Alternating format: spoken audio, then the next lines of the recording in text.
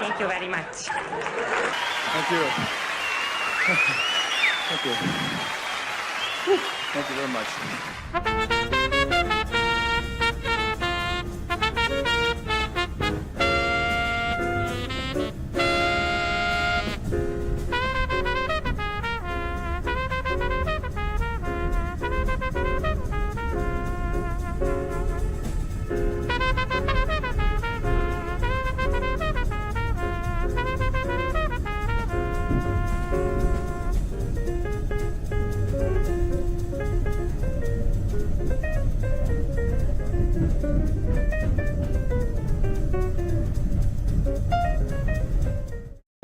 Thank you. Thank you. Thank you. Thank you. Thank you. Thank you. Thank you. Thank you. Thank you. Thank you. Thanks. Oh, thank you.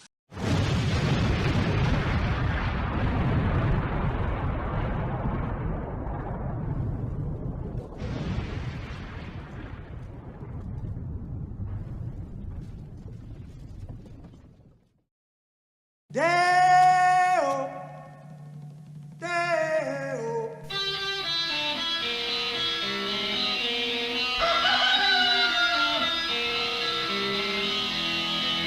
Baby's got a burger and a shooter and that shake it won't go down.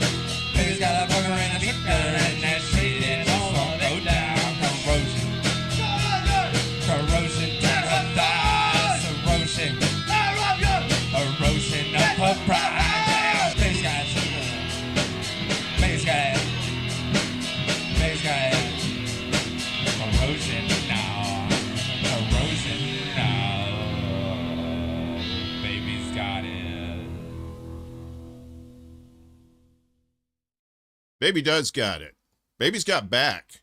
Baby, baby, baby, baby.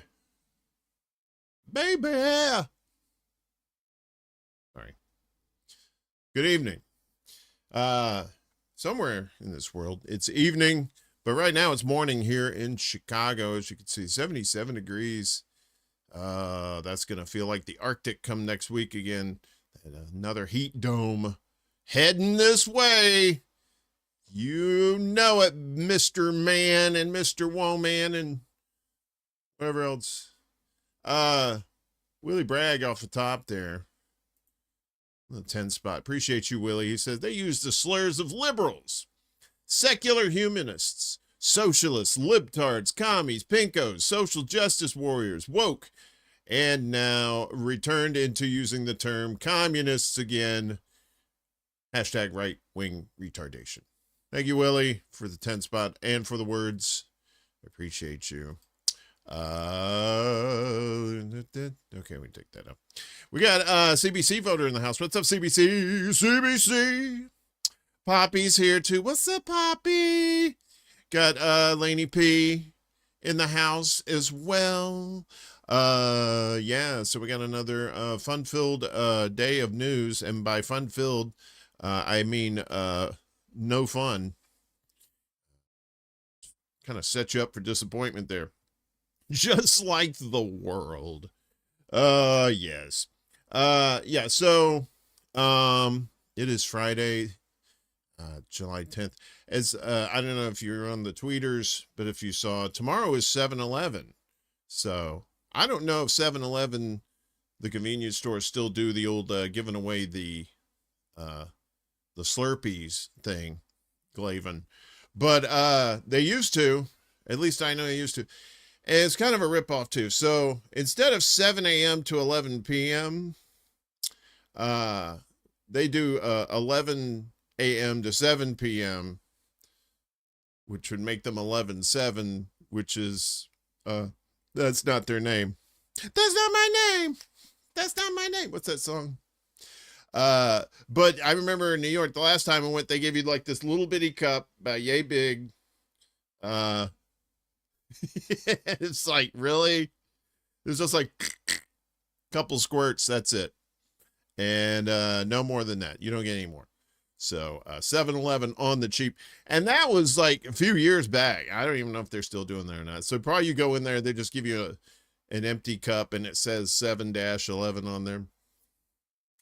You say, well, you get a free cup. Free cup. Anywho, we got news. We got a lot of news today, actually. So we might as well get to it. So I haven't been covering this. You know, I don't really do like the electoral politics scene thing, but this, I think, warranted news as Graham Platner ends his main Senate campaign after sexual assault allegations. There he is right there. Probably should, that was a poor picture to use, I think, for that. So Graham Platner, the Democratic nominee for U.S. Senate in Maine, is suspending his campaign following sexual assault allegations.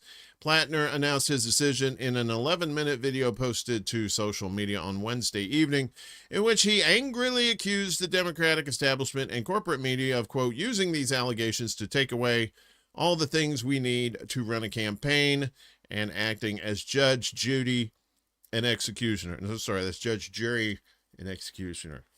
I can't remember what that movie. You think you Judge Judy and Executioner? What's up, Chuck? Chuck's Intergalactic UFO Show in the house. For the movement to continue, it can't be me, he said. For that reason, we are suspending campaign operations. In the video, Platner vehemently stood by his assertion that the accusations were not remotely true, claiming they were driven by large forces. Some of those who work forces are the same who burn crosses. Remember that song? Large forces working against him personally. This is all false. Platner said the allegations of things that have been claimed did not happen. It's not real. The oyster farmer and Marine veteran, whose populist platform packed town halls, raised millions early in the race, earned support from progressive stars like Bernie Sanders, and built enough momentum to force his primary challenger, Governor Janet Mills, to suspend her bid, has been dogged by controversy since entering the Senate contest last year, including over his conduct in past romantic relationships, his social media history, and a since-removed tattoo of a Nazi symbol.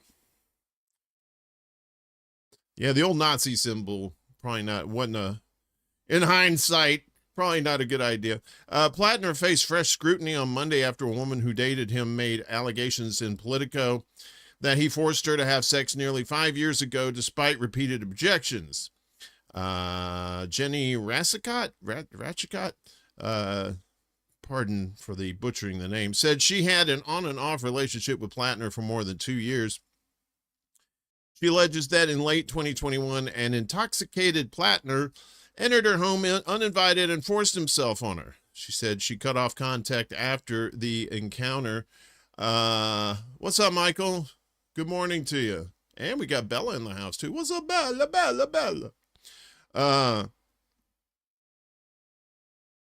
Platner rejected the allegations in a video posted on social media on Monday. Any accusation of non-consensual behavior is categorically false, he said in a direct-to-camera message. While calling the reporting inaccurate, he said his campaign was mindful of the political reality the accusation will inflict. We are taking the time to reflect on the best path forward for the state that I love, the people that I love, the movement I belong to, he added after the report. But the allegations quickly prompted Democrats, including Senate Democratic leader Chuck Schumer, to call on Platner to drop out of the race. He also called the kettle black because he was the pot. The Democratic Senatorial Campaign Committee, the party's main vehicle for fundraising, recruitment, and helping to elect Senate candidates, said it would not spend money on the main race if Platner did not withdraw his candidacy. Platner's rise, built on anti-oligarchy messaging and a populist platform, propelled him to a comfortable primary win after Mills exited the race amid his surging popularity. But the scandals began early and never stopped. Racist, sexist, and homophobic Reddit posts surfaced, which the former Marine attributed to PTSD from his military service. I'm amazed he didn't throw in Tourette's in there too, just for good measure. Platner then attempted to preempt opposition research by revealing he had covered a tattoo that closely resembled a Totenkopf, a widely recognized Nazi symbol. More reports emerged shortly before the June Democratic primary. First, sexually explicit text with women outside his marriage. Then allegations of abusive and, quote, unsettling behavior in past relationships. One former partner, a Republican operative, alleged Platner twisted her arm behind her back and held her in a room and said Platner knew his tattoo was a Nazi emblem, despite claiming otherwise. Platner denied the allegations at the time, calling them politically motivated. The scrutiny resumed with Politico's report on Monday and continued on Tuesday after the Washington Post reported that an ex-girlfriend alleged that Platner removed condoms without her consent during sex on at least 6 occasions. Yikes. Democrats have viewed Maine as a crucial opportunity to pick up a U.S. Senate seat and regain control of the upper chamber in U.S. Congress. The party's candidate will face 5-term Republican incumbent Susan Collins. Platner amassed a state of high-profile endorsements throughout the race. Bernie Sanders, the independent senator from Vermont, was among the first to back him, followed by the snake herself, Jake the Snake, Elizabeth Warren, Martin Heinrich, and Ruben Gallego. All the lawmakers rescinded their endorsements after the latest allegations. Wow, Elizabeth Warren turning on somebody. Oh, you never see that. Platner's withdrawal triggers a tight window until May 27th for Democrats to select a replacement candidate under Maine law. An array of Democrats have already expressed interest in the nomination. Troy Jackson, a former state senator who ran for governor earlier this year, quickly announced his candidacy shortly after Platner's campaign suspension, as did Dan Kleben, the owner of Maine Beer Company, who ran in the Senate primary before dropping out before the vote. Other possible contenders include the Maine Secretary of State, Sheena Bellows, or Sheena, former Maine Center for Disease Control and Prevention Director Nirav Shah. Oh, sorry, that's Khan. Never mind. State Legislator Valley Geiger, or Geiger, depending on how you pronounce that, and ex-congressional aide Jordan Wood. The Maine Democratic Party said on Wednesday it planned to hold a nominating convention to select a new candidate, much like they did in 2024 when Sleepy Joe said, "Hey!" And they brought in Holocaust Harris. Nobody voted for her, yet she became the nominee. Talk about failing up. You know what I'm talking about? What happened? There is an unprecedented amount of energy and enthusiasm among Maine Democrats, driven in part by many of the dedicated volunteers and supporters who were inspired by Graham Platner's campaign, party officials said in a statement issued less than an hour before Platner suspended his campaign. We look forward to coming together, and I swear to God, I almost said harassing. I did not mean to, but that looked like harassing to me, but it's harnessing. My apologies. So we look forward to coming together and harnessing that energy around our new nominee as we work to defeat Susan Collins in November. Platner, in his Wednesday video, said the process to select a new candidate should reflect the will of his primary voters. Earlier reports indicated Platner was hoping to influence who would replace him in the general election. Yeah, you probably don't need to do that, dude. Yeah, just walk away, man. The next Democratic senator from Maine needs to belong to the people of Maine, he said.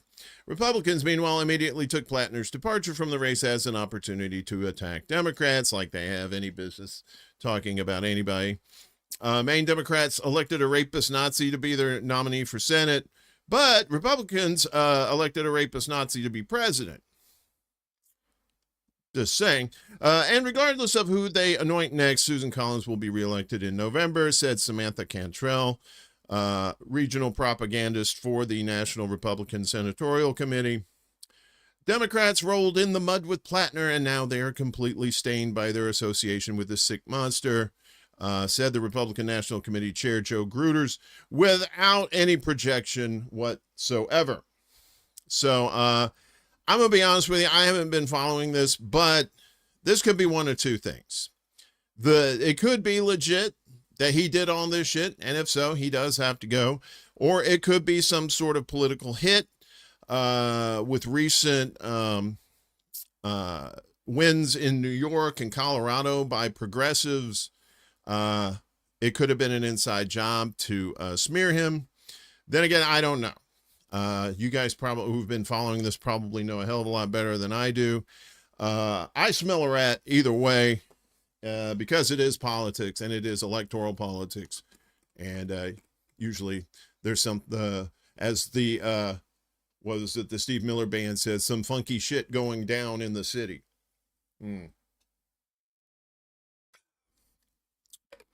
This is not moonshine, although I wish it was.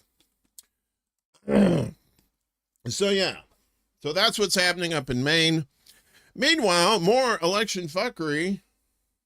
For those who are saying, we can vote our way out of this, take another drink.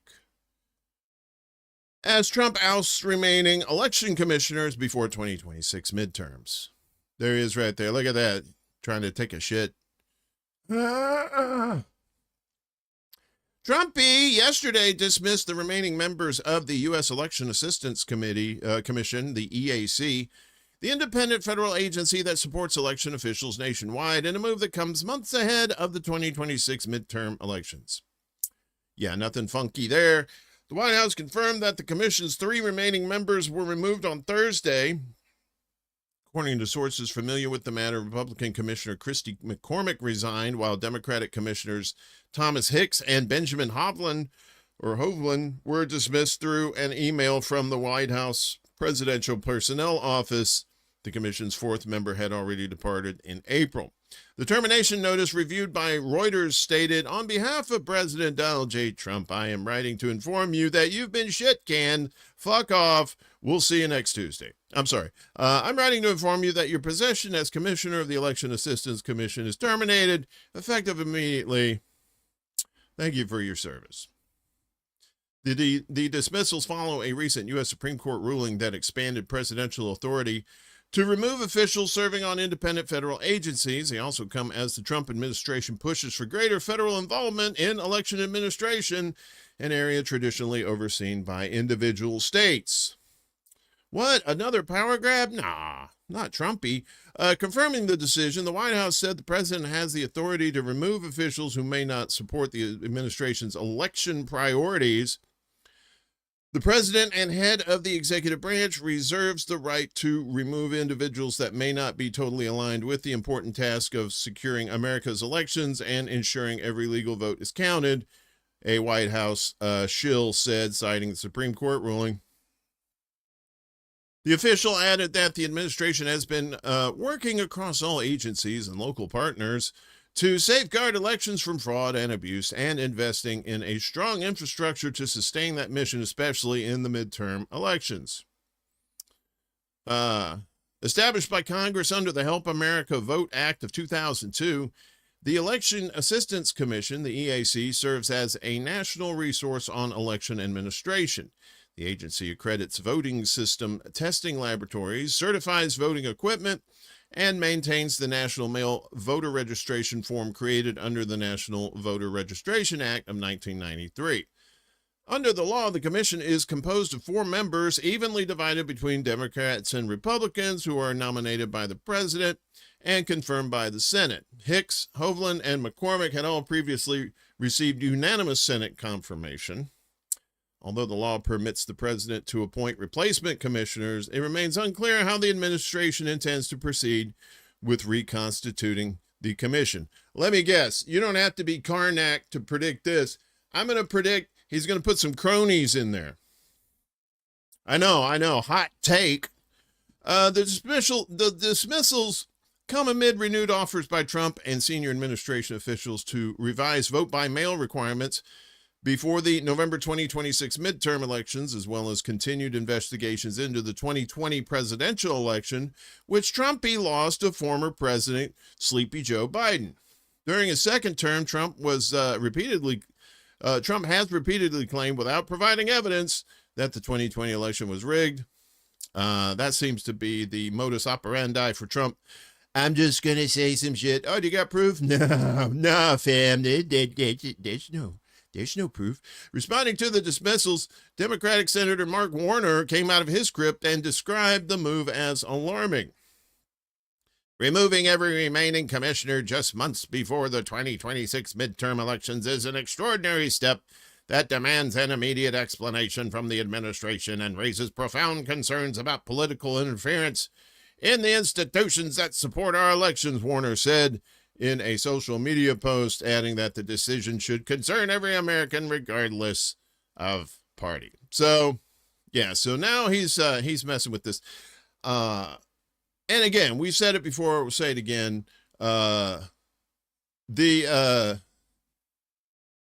Republicans are not looking good when it comes to 2026 midterms, right? It's looking like they're probably going to lose the House and the Senate. So Trump's doing everything he can, because if they lose the House and Senate, that doesn't necessarily mean he won't get the things he wants done. It'll just be a little more difficult, and you'll have to go through a little more of the wrestling kayfabe, because we all know the Democrats are not going to do shit. They're going to try to impeach him again on some unrelated bullshit that technically may be illegal, but in the grand scheme is nothing compared to the shit that he's already done, because they're complicit in it too. That's why you don't see that. They're not gonna charge him with anything that they're complicit in, because then the investigation comes back to them. They don't want any of that bullshit. So yeah, I don't believe in electoral politics in that regard. And this is just another way of Trump trying to squeeze things in favor of the Republicans once again. And just to stick another dick in the fire, Trump says he won't sign housing bill in protest of Save America Act in action. Now, this is purely, pure theater. The bill, it's going to pass, and I don't think it needs Trump's signature for it to pass. And he said he's not going to veto it. So this is like it explains it in here. So, Trumpy said today he won't sign the 21st Century Road to Housing Act, which is set to pass into law tonight, here Friday night, in protest of the Senate not passing the Safeguard America Voter Eligibility or Save America Act, or the Safeguard Less American Voter Eligibility, which is called the Slave Act. The Save America Act's non-passage is crazy. Wait a minute. Sorry. The Save America's Act's non-passage is crazy and a serious threat to any politician who votes against it, Trump exclaimed in a lengthy Truth Social post that somebody else wrote. Trump proceeded to call on Senate Republicans to terminate the filibuster in an effort to pass the legislation, warning that Democrats will eliminate the parliamentary procedure if they win back the majority in the chamber. The Democrat, see, it's the dumb, and he didn't even put B in there because, anyway, the Democrats will terminate the filibuster if and when they ever get the chance to do it in their very first hour, and I will no longer be able to call them Democrats again. The title of dumb will revert to the Republicans who allowed this horrible calamity to happen to our party, our nation itself. The president mumbled in between cheeseburgers. Trump's comments come just hours before the bipartisan housing legislation, which was passed late last month, is automatically set to go into law at midnight if the president does not veto the bill. Speaker Mike Johnson has said Trump will not stop the legislation even if he doesn't sign it.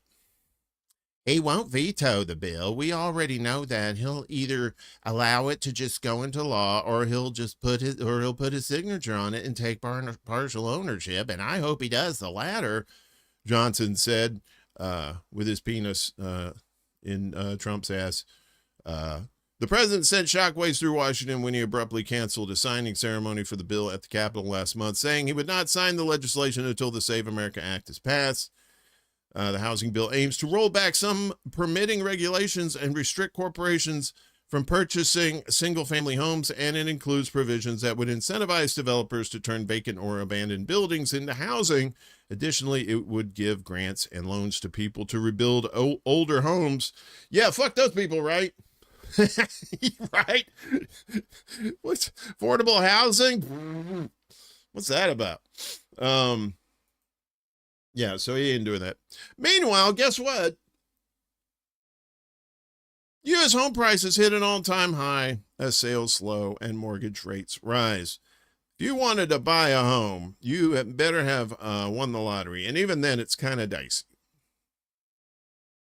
Sales of previously occupied U.S. homes slowed in June, but a key measure of home prices climbed to an all-time high, adding to affordability challenges for prospective home buyers.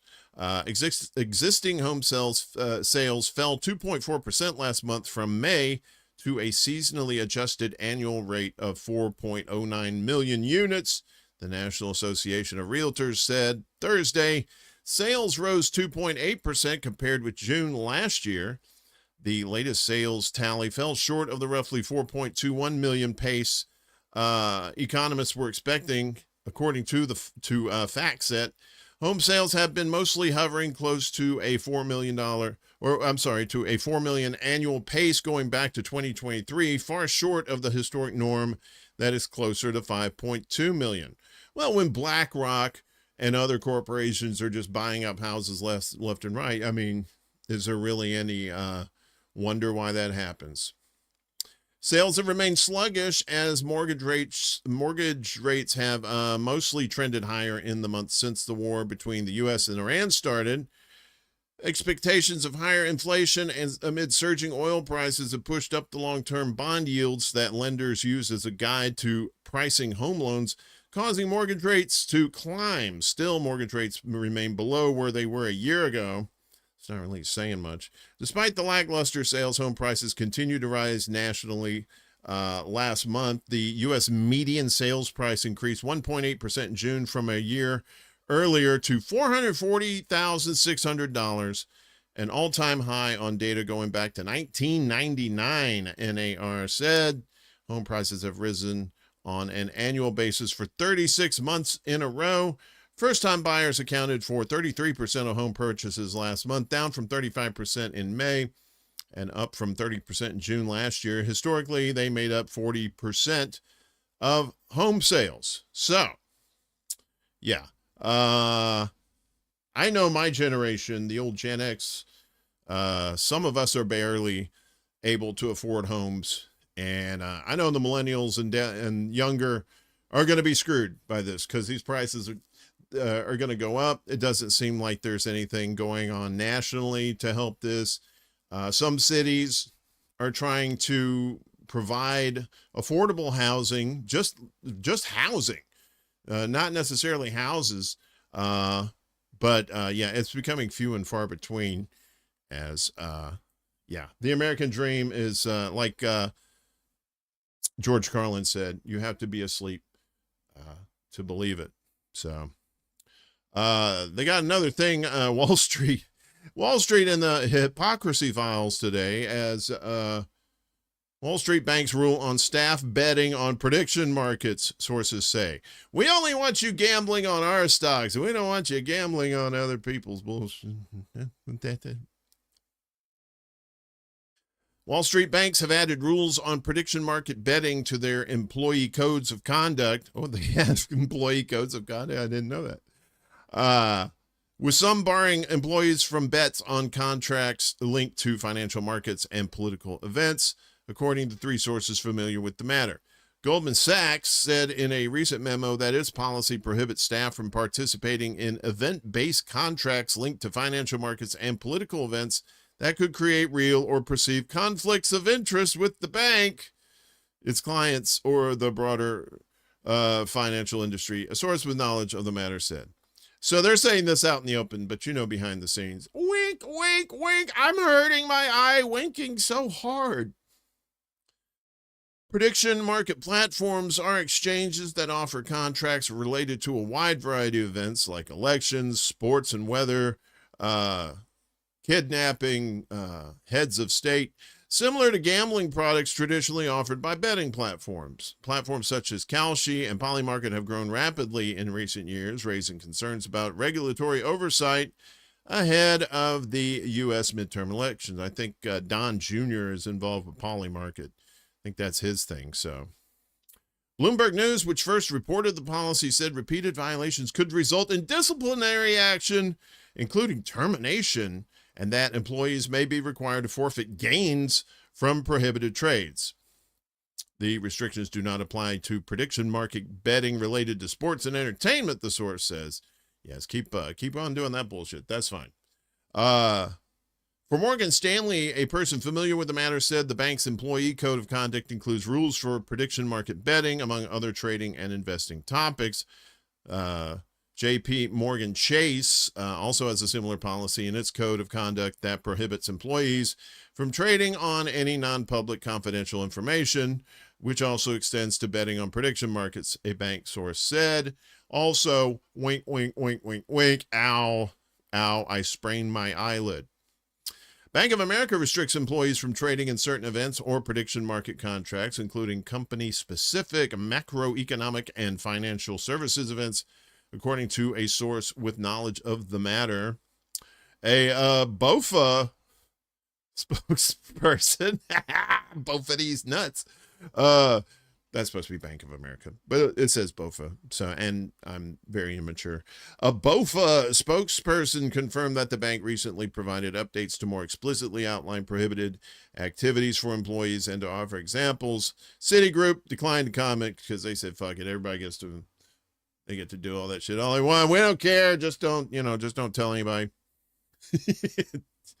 Don't tell anybody! But it's against our rules, but, under the table. You know how that goes. Big ruling here in Illinois. The Yankees hate that when you say Illinois. That's a Southern thing. Southern people will say, hey, man, you going up there to Chicago, up there in Illinois? Yeah, they don't like that. So a federal appeals court upholds Illinois assault weapons ban, overturning lower court ruling. Look at all those guns. Them's guns. A federal appeals court in Chicago yesterday upheld Illinois' 2023 assault weapons ban, overturning a lower court decision and delivering what could be a short-lived victory to Democratic Governor J.B. Pritzker. In a 2-1 decision, a 3-judge panel of the U.S. 7th Circuit Court of Appeals ruled the Illinois law, which also prohibits high-capacity ammunition magazines, is consistent with our regulatory tradition and does not violate the Second Amendment right to bear arms. Whatever else may be contributing to America's mass shooting epidemic, the record makes one thing clear. The more people killed, the more likely it is that the killer used an assault weapon and large-capacity magazines. Appellate Judge Amy St. Eve, who was nominated to the court by Trumpy, wrote for the majority. Yeah, let's not treat the underlying condition of these things, which is more often than not mental health issues. And guess what? Treatment for mental health in the United States, not free, and not even cheap. The majority opinion from St. Eve and Judge Frank Easterbrook, a nominee of Republican President Ronald Reagan, we're just gonna make sure that ban is still intact. I'm rising up from the grave, or I'm coming from hell. Sends the case back to the U.S. District Court in Southern Illinois with instructions to rule in favor of the state of Illinois. The ruling represents a significant victory for gun control groups and leading Democratic officials, including Pritzker, who pushed for the ban on a long list of high-powered semi-automatic weapons and high-capacity ammunition magazines after a mass shooting at Highland Park's 4th of July parade in 2022 that killed 7 people and injured dozens more. Illinois will continue banning assault weapons and high-capacity magazines capable of inflicting mass casualties, Pritzker said in a social media post. A victory in the fight to end gun violence that helps keep our communities safe. If you say so. Attorney General Kwame Raoul, whose office is defending the state law, called the ruling a win that enhances public safety in Illinois.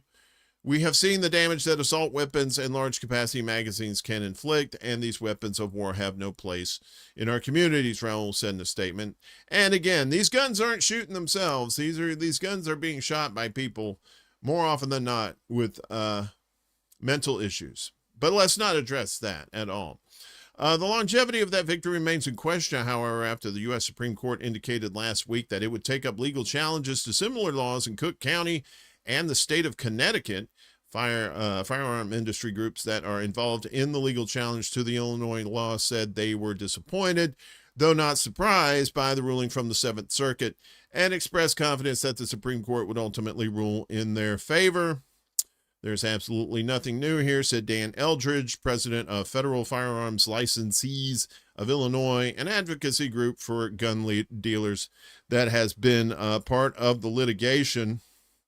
I think there's also the weapons assault ban because of Carrie Fisher in the Blues Brothers. She had one of those when she was shooting at Jake and Elwood there.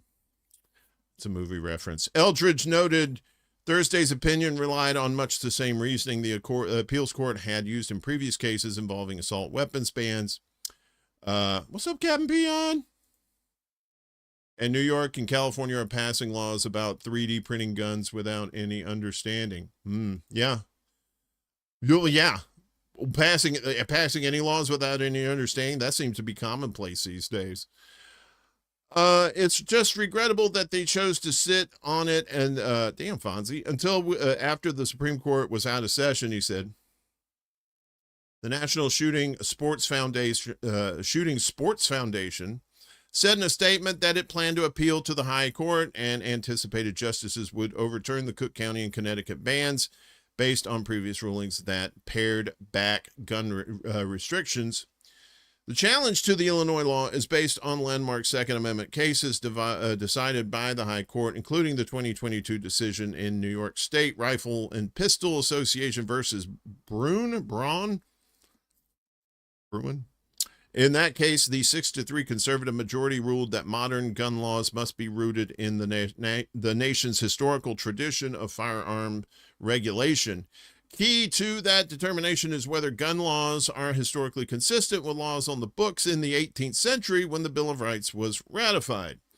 In its 44-page opinion, the appeals court found that it was appropriate to take a more nuanced approach to the historical inquiry, and that differences between the Illinois law and past rulings cited in the legal challenge were less material in light of the dramatic technological changes and unprecedented societal concerns that have taken root since the founding and Reconstruction eras. Attorneys in Rowell's office have argued that the prohibited weapons are not considered arms under the Second Amendment and that they possess the same qualities as military weapons that are not commonly used for self-defense. While the appeals court ruling assumes the weapons in question are arms, it found that legislatures have long imposed restrictions on particularly dangerous weapons, and the Illinois law is but another chapter in that story. Illinois Deputy Solicitor General Sarah Hunger argued during the September oral arguments that the prohibited guns, particularly AR-15s, should not be typical for civilian use, and that if the courts say it's constitutional for the government to ban automatic weapons, the same principle applies to semi-automatic weapons. Mass shootings are a very specific type of event, and this law was enacted to prevent this type of shooting. Hunger said during the hearing. In challenging the law, gun rights groups, including the National Shooting Sports Foundation, cited the Bruin case to argue Illinois' ban on many semi-automatic guns requiring the trigger to be pulled once per round is too broad because it doesn't protect guns that are commonly used by law-abiding citizens, including AR-15 and AK-47 type guns that are subject to the Illinois ban. There's a lot more here, but I'll have this on the ExtraBulla Substack. That's extrabulla.substack.com. You can read the whole story for yourself. But in essence, this may, like the article says, this may be a temporary win for Illinois, and I guess in the same sense, Connecticut too. But if this will probably go to the Supreme Court and get overturned. But again, guns don't kill people. It's people with guns who kill people, and people with mental health deficiencies often are the ones pulling the trigger. So we need to focus on getting people mentally healthy, but we can't do that when it costs an arm and a leg. And we're the only country in North America that doesn't provide universal health care. Because Mexico just got it. 131 million Mexicans. Well, 131 Mexicans plus another 130 point whatever million. Math. But anyway, the point is we don't have it here. And I don't see it happening anytime soon. So we're going to check in with Venezuela. And my God, those poor people down there. This has been a hell of a year for them. Their president gets kidnapped, and this massive earthquake that's killed thousands. As Venezuela seeks frozen gold and IMF funds as quake toll nears 4,000. 2 weeks after devastating earthquake struck Venezuela, interim President Delcy Rodriguez has called for the release of the country's frozen foreign assets to fund disaster relief efforts. At a press conference on Wednesday, Rodriguez said she had asked the International Monetary Fund, the IMF, to release financial resources held by the institution for emergency use. The funds would go towards supporting families in need and communities worst affected by the disaster, she said. She also said she had sent a letter to Britain's King Charles III calling for the return of Venezuelan gold reserves held by the Bank of England.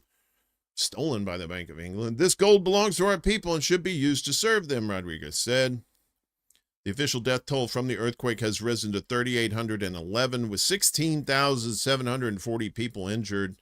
National Assembly President Jorge Rodriguez, the interim leader's brother, said on the tweeters Wednesday evening, the chances of finding survivors beneath the rubble are now considered extremely low, 2 weeks after the twin earthquakes. However, relatives in the hardest hit areas of La Guaria state continue to search for signs of life amid the devastation. According to UN Emergency Relief Coordinator Tom Fletcher, the priority for international aid workers has now shifted to delivering water, food, and medicine to affected communities in northern Venezuela.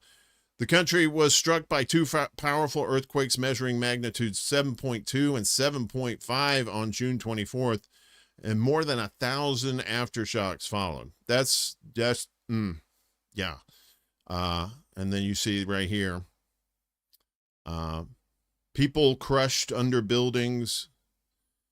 Yeah. And all of this because Maduro didn't want to play ball with the United States.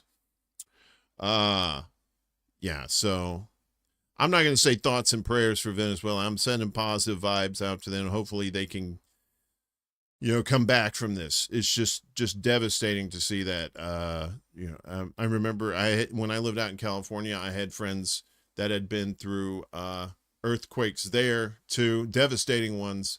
And it's not like a tornado or a hurricane or a fire that you can run from. I mean, it's under your feet.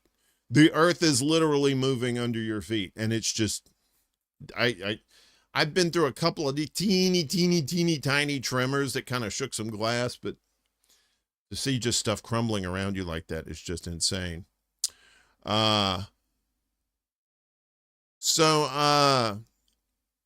Speaking of people trapped under the rubble, we go to Israel and Gaza and Lebanon, where all hell is breaking loose over there. This from antiwar.com. The guys and gals over there do great work, great news aggregation, and they have their own journalists there as well. I highly advise you, if you're looking for good information sources, these guys rock the house. So Lebanese government remains split on Israel deal. Hezbollah predicts it will fail. High-profile protests over the Israel-Lebanon framework agreement reached late last month were initially dismissed by officials as primarily Hezbollah playing a spoiler, but substantial political opposition continues over what is being termed an unenforceable and potentially unconstitutional agreement.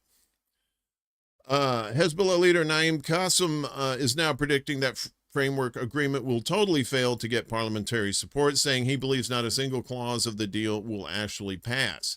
He added that the deal lacks national legitimacy and only serves the interest of the ongoing Israeli occupation. At odds are primarily the lack of calls for Israel to stop attacking Lebanon and the lack of a timetable for Israel to withdraw from Lebanon, or indeed any provision that suggests such a withdrawal has to ever occur. A lot of lip service.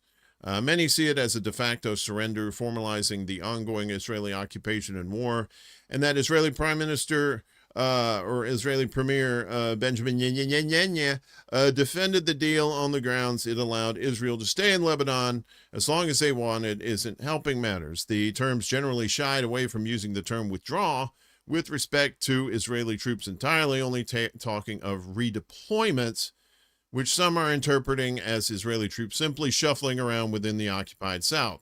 Even those don't come with any timetables. Combined with the persistent reports of secret clauses in the deal that the government hasn't disclosed to the public, it's safe to say the deal has an uphill battle within Lebanon and is just the latest of several deals that failed to do anything about the ongoing war. So in other words, it's all talk, it's all bullshit, especially when Israel is in the mix like that. So. Case in point, IDF chief tells pilots to expect major Israeli operations against Iran. IDF chief of staff Ayal Zamir told a group of graduating Israeli pilots on Thursday that the war with Iran is not over and to expect major operations against the Islamic Republic. On the drawing board are new plans. Major operations are still expected to lie ahead of us. Be prepared. Emphasis on lie. Zamir said, according to the Times of Israel. Zamir's comments come after the Memorandum of Understanding, the MOU, between the U.S. and Iran to end the conflict collapsed, and the two sides are again trading strikes. While there's no sign yet that Israel has joined in, Iran could potentially target the bases in Israel from which U.S. military aircraft are operating. Israeli Defense Minister Israel Katz spoke at the same ceremony as Zamir and said that Israel was ready to strike Iran with greater force, something he's said repeatedly in recent weeks as Israeli officials have made clear they were hoping for the collapse of the MOU. Yes, not big fans of a peace treaty or a ceasefire between the U.S. and Iran is Israel there. The army is ready and on alert for a resumption of fighting in order to regain air superiority and strike Iran again to eliminate threats, including a third time if necessary, Katz said. We proved that the long arm of the Israeli Air Force can reach anywhere from Yemen to Iran, yet we must also acknowledge that the campaign is not over. Yet the Iron Dome seems to fail to protect Israel in any sort of way because it's inferior. If Israel does get involved in direct strikes on Iran, it will likely attempt to assassinate senior Iranian officials again. The New York Times recently reported that the U.S. was worried Israel would assassinate Iranian Foreign Minister Abbas Araghchi and Parliament Speaker Mohammad Bagher Kalibaf during negotiations back in April. Katz has also previously threatened to target Mojtaba Khomeini, who replaced his father as supreme leader after the senior Khomeini was killed on February 28th, the first day of the joint U.S.-Israeli bombing campaign. Yes. So Israel ready to strike. Israel's like the little dog. You know, that's with the big dog in all those with those Looney Tunes cartoons, you know, back in the day. They're like, come on, let me at him, let me at him, let me at him. You know, kind of a scrappy do thing. And the big dog's just like, shut up. Sorry. A little cultural reference for you. Speaking of Khomeini, the over 40 million took part in funeral ceremonies for the martyred leader. 40 million. That's a lot of people, y'all. Look at that. So between 41 and 43 million mourners took part in the week-long funeral procession of slain Iranian Supreme Leader Ali Khamenei, with organizers describing it as the largest in human history, Press TV reported yesterday, July 9th. The ceremonies were held across the cities of Tehran, Qom, Najaf, Karbala, and Mashhad, drawing crowds from Iran, Iraq, and dozens of other countries. Wonder if there were any Americans there. I wonder if it's probably not. Organizers said attendance figures were calculated using transport records, mobile phone data, crowd density estimates, and site measurements. Iraqi authorities separately confirmed the participation of around 10 million mourners in Najaf and Karbala. The final farewell ceremony was held at the holy shrine of Imam Reza in Mashhad, where millions gathered to accompany Khomeini's burial procession. The funeral procession took place against the backdrop of repeated back-and-forth strikes between Iran and the U.S. as the two countries escalated strikes against each other throughout the week. The U.S. conducted violent strikes on Iranian port cities Bandar Abbas and Sirik on July 8th and 9th, resulting in at least 14 deaths and over 78 injuries. Residents reported 2 nights of explosions and terror following attacks on coastal regions near the Strait of Hormuz. The tit-for-tat attacks began with an Iranian strike on a commercial vessel attempting to bypass Iranian-controlled shipping routes in the Strait of Hormuz in breach of the MOU signed last week. Trumpy said he was shocked by the scale of public mourning for Iran's late supreme leader, noting he did not expect such a strong emotional response from the Iranian public. Wow, underestimating the Iranians. That seems to be a theme for old Sandwich Head there. Speaking of Axios, he said, I thought people hated him, adding, maybe it's fake tears. Or maybe it's just propaganda, right? Where it's like the leading sponsor of terror in the world. Maybe want to reconsider that bullshit. His remarks emerge as scenes of widespread mourning sharply contradict the claims made by Israel and that the U.S. That their conflict with Iran is intended to support Iranians striving to overthrow their government. Yeah, when the people come out and basically call you on your bullshit, that's when you know you're full of shit. Khomeini was killed in the opening hours, as we told you, on February 28th of this war, along with his wife, along with the wife of new Supreme Leader Mojtaba Khomeini, Khomeini's son-in-law, and one of his daughters, and his 14-month-old granddaughter. So, yeah, I don't know. I don't usually quote Joe Rogan, but he mentioned something like how, I think Trump fucked up. You think? You think he fucked up? Nah. Delicious. How's everybody doing? You all right? Orange whip? All right. Yeah. So, meanwhile, the IRGC's second phase of response destroys U.S. command center and a Jordan base. So, of course, getting bombed means you get bombed back. Iran's IRGC issued its second statement concerning its response to U.S. attacks, announcing that it had carried out the second phase of retaliation, destroying a U.S. command and control center in West Asia, along with the Muwafaq Salti Air Base. Azra. Woo! I'm allergic to words. In Jordan, using 10 ballistic missiles at 2:20 p.m. local time yesterday, Thursday. Jordan's official news agency had earlier reported air raid sirens sounding across the country after Iranian missiles were detected in its airspace, while the U.S. Embassy in Amman issued, not to be confused with Oman, this is Amman, issued a warning urging American citizens to shelter in safe locations due to missiles and drones over Jordanian territory. In its statement, the IRGC warned the U.S. military against repeating its aggression, stressing that should the U.S. military repeat its assault, no American base in the region will be spared our intense fire. It reiterated a warning from its first statement that further attacks would inevitably widen the scope of Iran's response to include other enemy bases across the region. So some footage there.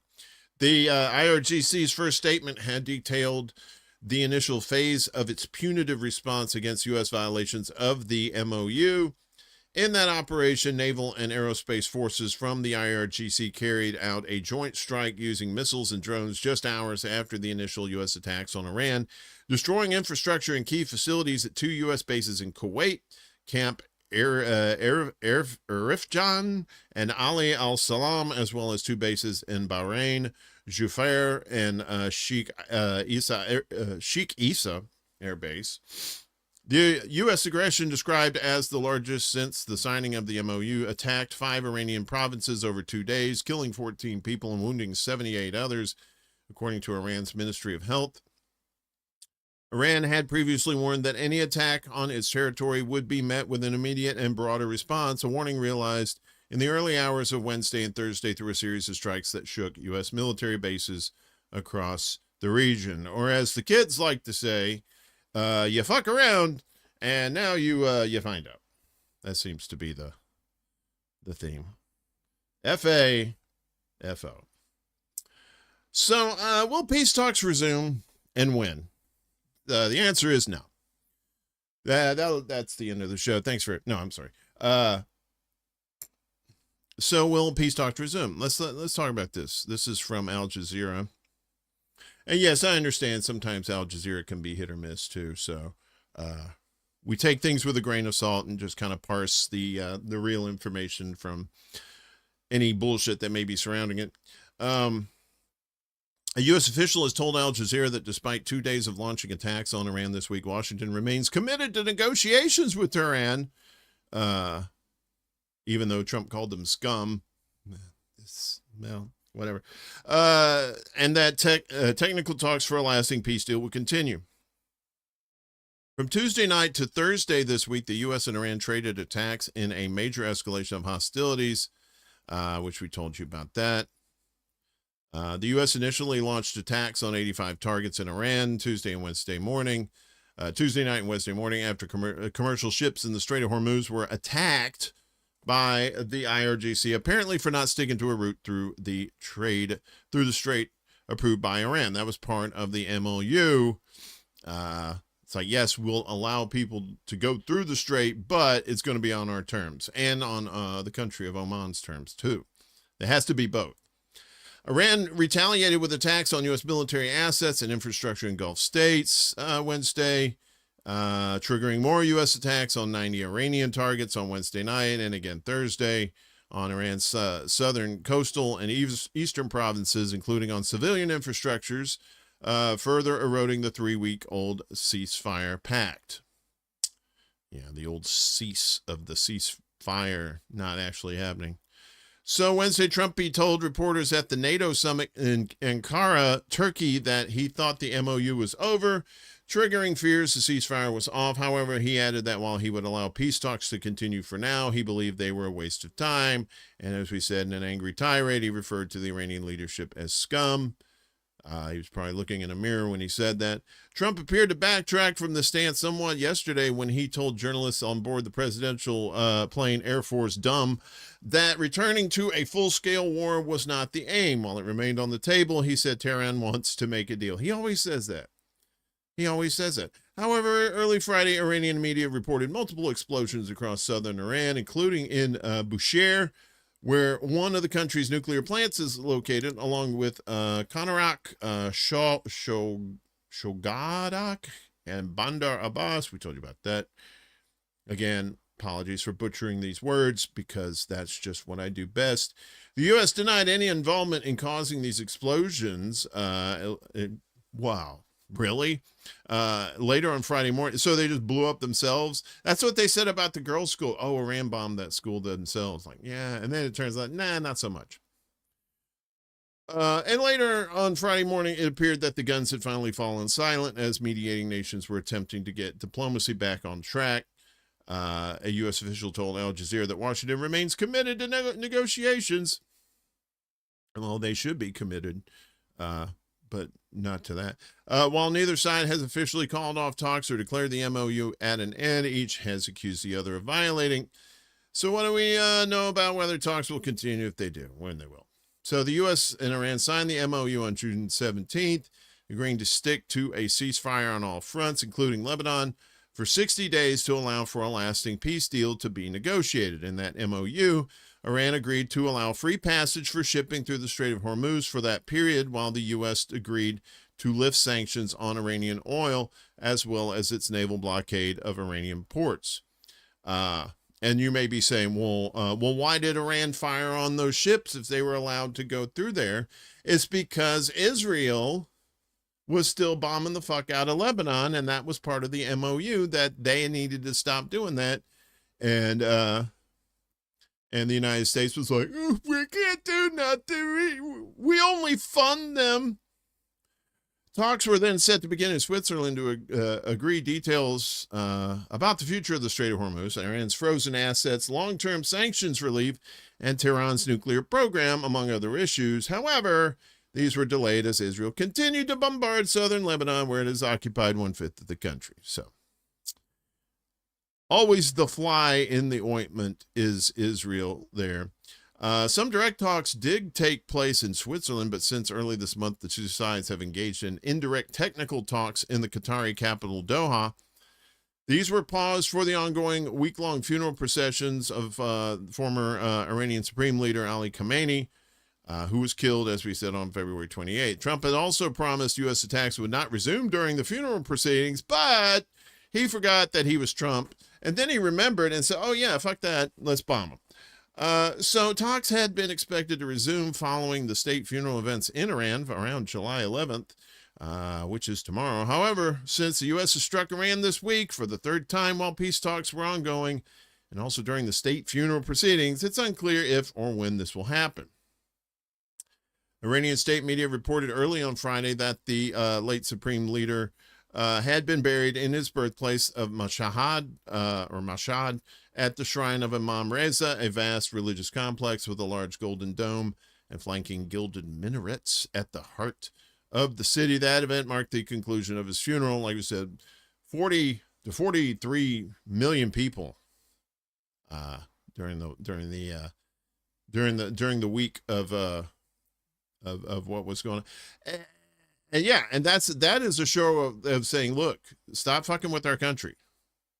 We have problems just like every other country, but we're going to deal with it ourselves, and we don't need you jackasses coming in here. Iran has previously stated that the U.S.'s habit of launching attacks as talks are ongoing, as it did during the Israel-Iran war last year, and on February 28th this year, caused Tehran not to trust the U.S. leadership. Yeah. You think?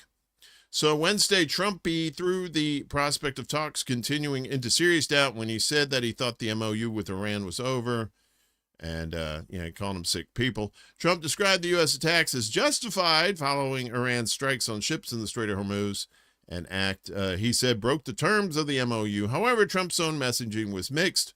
On one hand, Trump said, I think it's over. I don't want to deal with them anymore. They're scum. On the other hand, Trump said U.S. negotiators would be allowed to continue. So talking out of both sides of his mouth, not shocking. Frankly, I don't want to waste my time with them now. I'll let our wonderful negotiators keep talking if they want, but I don't see it. Now a U.S. official has told Al Jazeera that the U.S. negotiating team is committed to continuing talks. Iran has indicated it's not willing to negotiate while U.S. attacks are going on. The country's political leaders condemn the new wave of attacks and denounce the U.S. strikes as a war crime. They accuse Washington of violating the MOU, which stipulates a ceasefire on all fronts. Yeah, they seem to forget that part. That because once the MOU is violated, that's it. Then no more Strait of Hormuz. That's part of the deal. Lebanon was part of the deal. It's the very first thing in the MOU. Tehran has also launched a formal complaint against the U.S. with the UN Security Council and the UN Secretary General.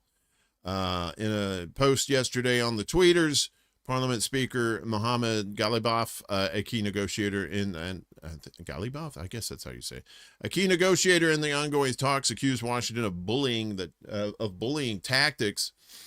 America still hasn't learned that bullying and breaking promises are no longer cost-free. Let me put it plainly, if you strike, you'll get hit, he wrote. So just a reminder, what was in the MOU? So the ceasefire in Iran, the MOU agreed on a cessation of hostilities that ensued following beginning of the Iran war. The ceasefire in Lebanon, let me highlight that. The first clause of the MOU states the U.S. and Iran have agreed to the immediate and permanent termination of military operations on all fronts, including in Lebanon.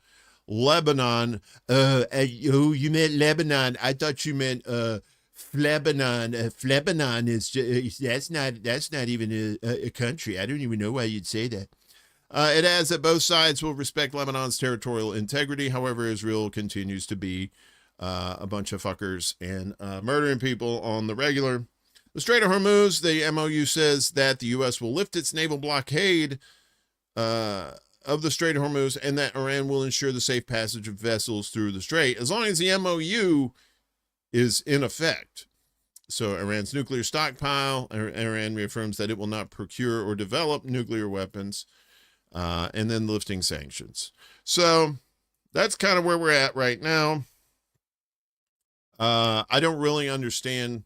It is the definition of insanity, doing the same thing over and over and getting the same results. And I don't know what Trump thinks he's going to be doing. Yeah. Yeah, I know, right? He called it the Islamic Republic of Japan. Have you seen Trump lately? I mean, I don't mean to fat shame, but that's a big boy. Me and my buddy Ed, we have a theory that he's wearing like a shit ton of Kevlar. So instead of having a body double, he's just got a double body. So I used that the other day too. I still like that one. Yeah. Sorry, not sorry. Flebanon 5 is a planet far from here. They have burritos the size of a guy named Fred. Flebanon Fred is what they're called, is what he's called, I believe. So meanwhile, before Trump can get his blockade back going, Iran said, let's get this oil the hell out of here. Iran fast tracks 11 million barrels of oil as Trump threatens blockade. Look at that. So Iran has rushed out 5 super tankers and 1 Suezmax vessel carrying roughly 11 million barrels of crude in the past 24 hours as strikes between the U.S. and Iran threaten to escalate into another blockade on its ports. Bloomberg reported yesterday 4 of the vessels leaving Iranian ports today signaled positions in the Gulf of Oman, and another was transiting the Strait of Hormuz, according to Bloomberg's tanker tracker data. The vessels were dispatched immediately after a second day that U.S. military strikes targeted civilian infrastructure like the railway bridges. We'll tell you about that. The renewed strikes can threaten to shatter the Islamabad Memorandum of Understanding, the MOU, bringing maritime traffic through the Strait of Hormuz to a cautious standstill. The strikes have stirred the energy market, sending oil prices up nearly 9% this week to trade near $79 a barrel on Thursday. 11 million barrels are close to a week's worth of Iran's pre-war exports, though it's unclear whether there are buyers for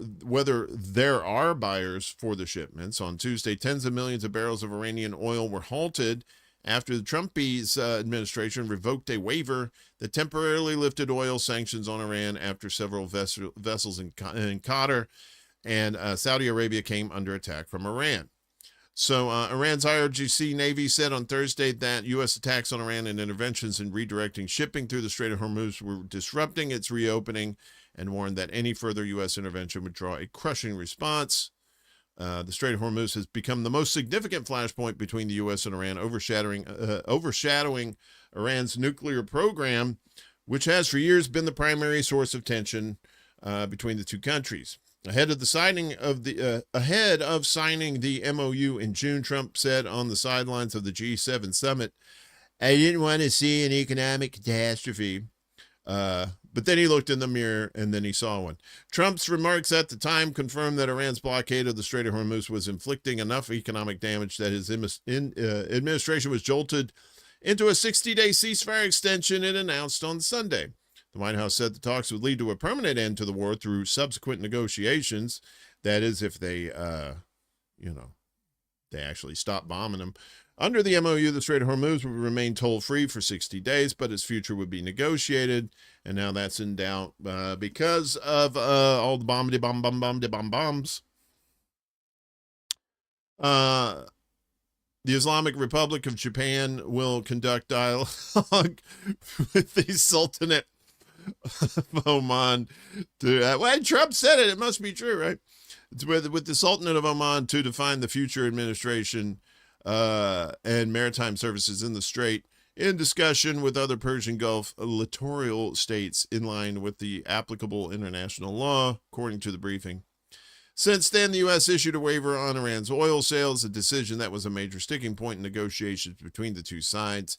The waiver originally allowed the Islamic Republic to produce, sell, and deliver crude oil and related products through August 21st. U.S. tied sanctions relief to progress in talks over a permanent end to the war.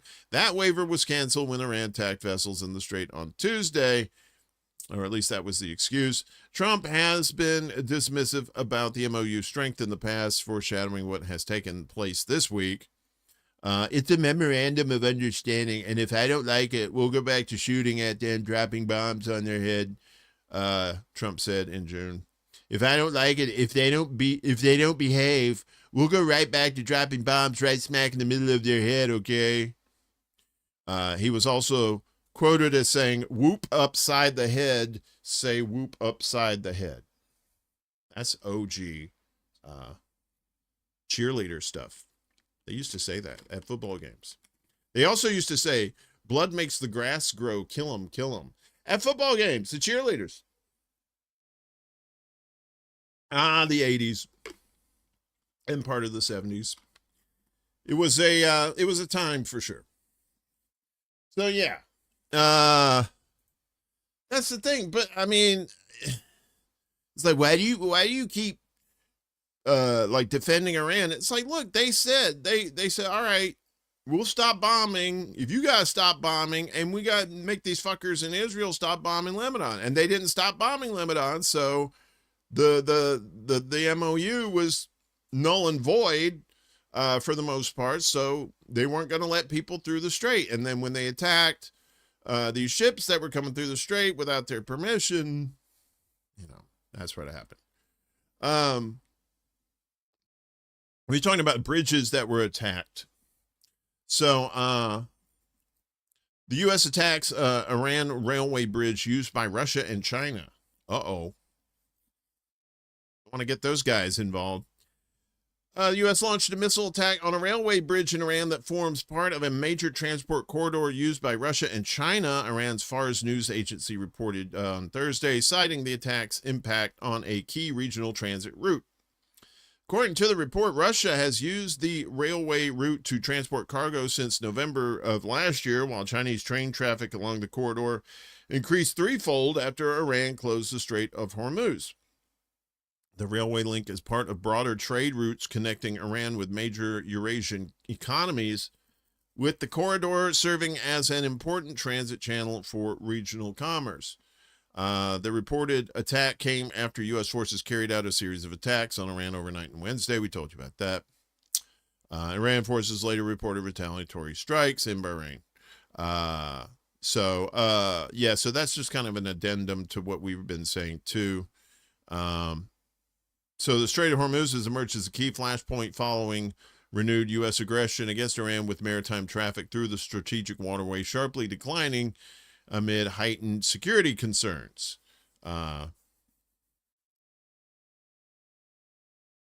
and this talks more about the shipping and whatnot. So the latest U.S. aggression stated was the largest since the signing of the MOU, targeting 5 Iranian provinces over 2 days. And attacking railway systems now. So I'm curious as to what Russia and China will say about that. Probably nothing, as they've been somewhat silent this whole time. Speaking of Russia. We're talking about Russia and Ukraine. So Trump's cruel gift, why Patriot license will be useless for Ukraine. So basically Trump's giving Cokehead Kelly here a permission to use Patriot, or to create to build Patriot missile, I should say. But it tells you here. So Trump told Vladimir Zelensky that the U.S. is willing to grant Ukraine a license to produce Patriot missile interceptors, one of the few weapons in Kiev's foreign-sourced arsenal capable of shooting down state-of-the-art Russian missiles. We'll give him the right to make Patriots, Trump said, seated beside Zelensky at the NATO summit in Ankara, Turkey on Wednesday. This way he can't complain that we're not giving him enough. I said, make them yourself. Trump added he called the undertaking complex, but voiced hope that Kiev would work it out quickly. While significant on paper, the pledge sparked a lot of skepticism among defense analysts who pointed to numerous technical, legal, and security hurdles while dismissing it as a mostly symbolic gesture or even a political trap for Zelensky. Dun, dun, dun. They probably put a whole bunch of cocaine on a Patriot missile. I said, come on, you know you want to, come on. Come on, nom, nom, nom, nom, nom, nom, nom. Say hello to my little friend. Here's why a Patriot license offer seems to be dead in the water. So what regulatory approvals does the license require? While announcing the offer, Trump admitted he had not yet discussed the plan with Lockheed Martin or RTX, the two main companies that actually build the Patriot system. The defense firms haven't commented on the issue either, probably saying WTF behind the scenes, and come on, dude, stop with the prescription meds. However, yeah, teach a man how to blow shit up, I guess, or to defend yourself. I guess what they're supposed to be. But however, even if the companies who were wholeheartedly willing to meet Trump's pledge, any transfer of Patriot production technology falls under strict U.S. export control laws and congressional oversight. The Pentagon, State Department, and Ukraine would also have to agree on what exactly Kiev would be permitted to build, where, and under what kind of oversight. U.S. defense security rules further require any foreign facility handling classified missile technology to have vetted personnel and secure information handling systems in place before production can begin at all. Those Ukrainian Nazis probably would be ruled out.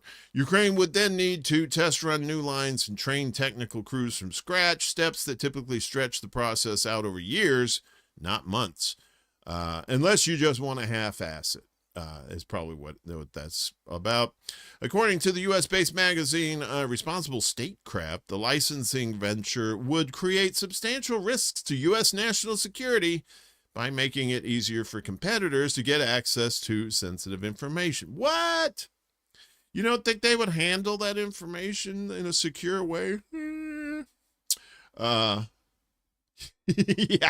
congressional oversight. Yeah, everybody with Mr. Magoo. It's kind of oversight they have. What other countries have Patriot licenses? Of all U.S. allies and partners across the globe, only two, Germany and the Islamic State of Japan, are licensed to produce Patriot missiles, and their example serves as a cautionary tale of the hurdles Ukraine faces.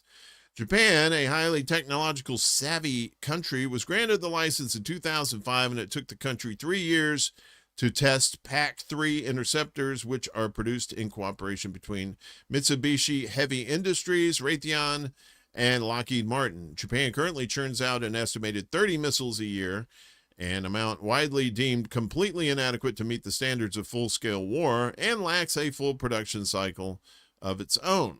Germany's example is even more telling. The U.S. granted Berlin the Patriot license in 2022 after the escalation of the Ukraine conflict. 4 years later, it still has not built a single missile, which factory construction only started in 2024. So what industrial issues does Patriot production face? Even if every legal and political hurdle were cleared overnight, the production setup is incredibly difficult. In a post on Facebook, Ukrainian defense expert and economist Oleg Belinsky said that any plans to start production within a few months crash into the laws of physics and mathematics and probably common sense. While a license can be signed in a day, building a factory and procuring all of the equipment would take at least 5 years, billions of dollars in investment, and integration into the U.S. military supplies chain, which relies on hundreds of contractors, he said. The sidebar here, even if it, like, let's say if they miraculously somehow let China do that. China builds factories and bridges and roads just like that.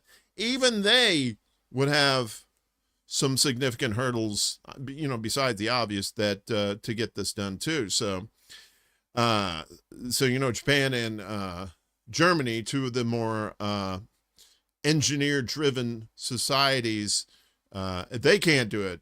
Those cocaine Nazis in Ukraine. Yeah, good luck with that. The hardest part of the missile, according to Belinsky, is not its electronics, but its solid fuel engine. Dozens of components have to be blended in exact proportions, then vacuum treated to remove microscopic air bubbles before being consolidated for weeks under strict temperature and humidity control. The finished charge is then x-rayed for the smallest internal cracks.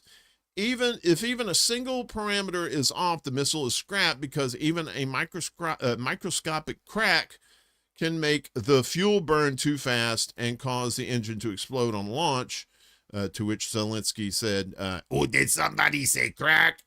Crack, give me. Producing components pure enough to meet that standard requires an entire chemical industry that Ukraine does not currently have, Belinsky said. Russian military expert Vasily Dandikin, that's an unfortunate last name, echoed the assessment, telling news.ru, I guess that's news.russia, that Ukraine does not have the necessary resources for production, that the only viable option is to set up production facilities abroad, or get abroad to set up facilities. Either way, it's not going to work. While noting the difficulty of creating solid fuel engines, Bloomberg also pointed to challenges linked to building small steering motors, which enable the Patriot interceptor to maneuver effectively in the thin upper atmosphere.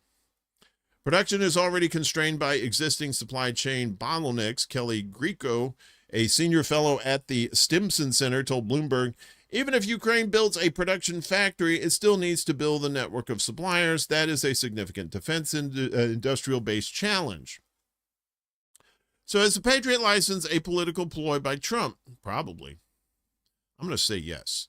The overture of the U.S. president, who has been reluctant to finance Ukraine, to Zelensky, looks like a cruel offer that seems interesting, but is less interesting than it seems.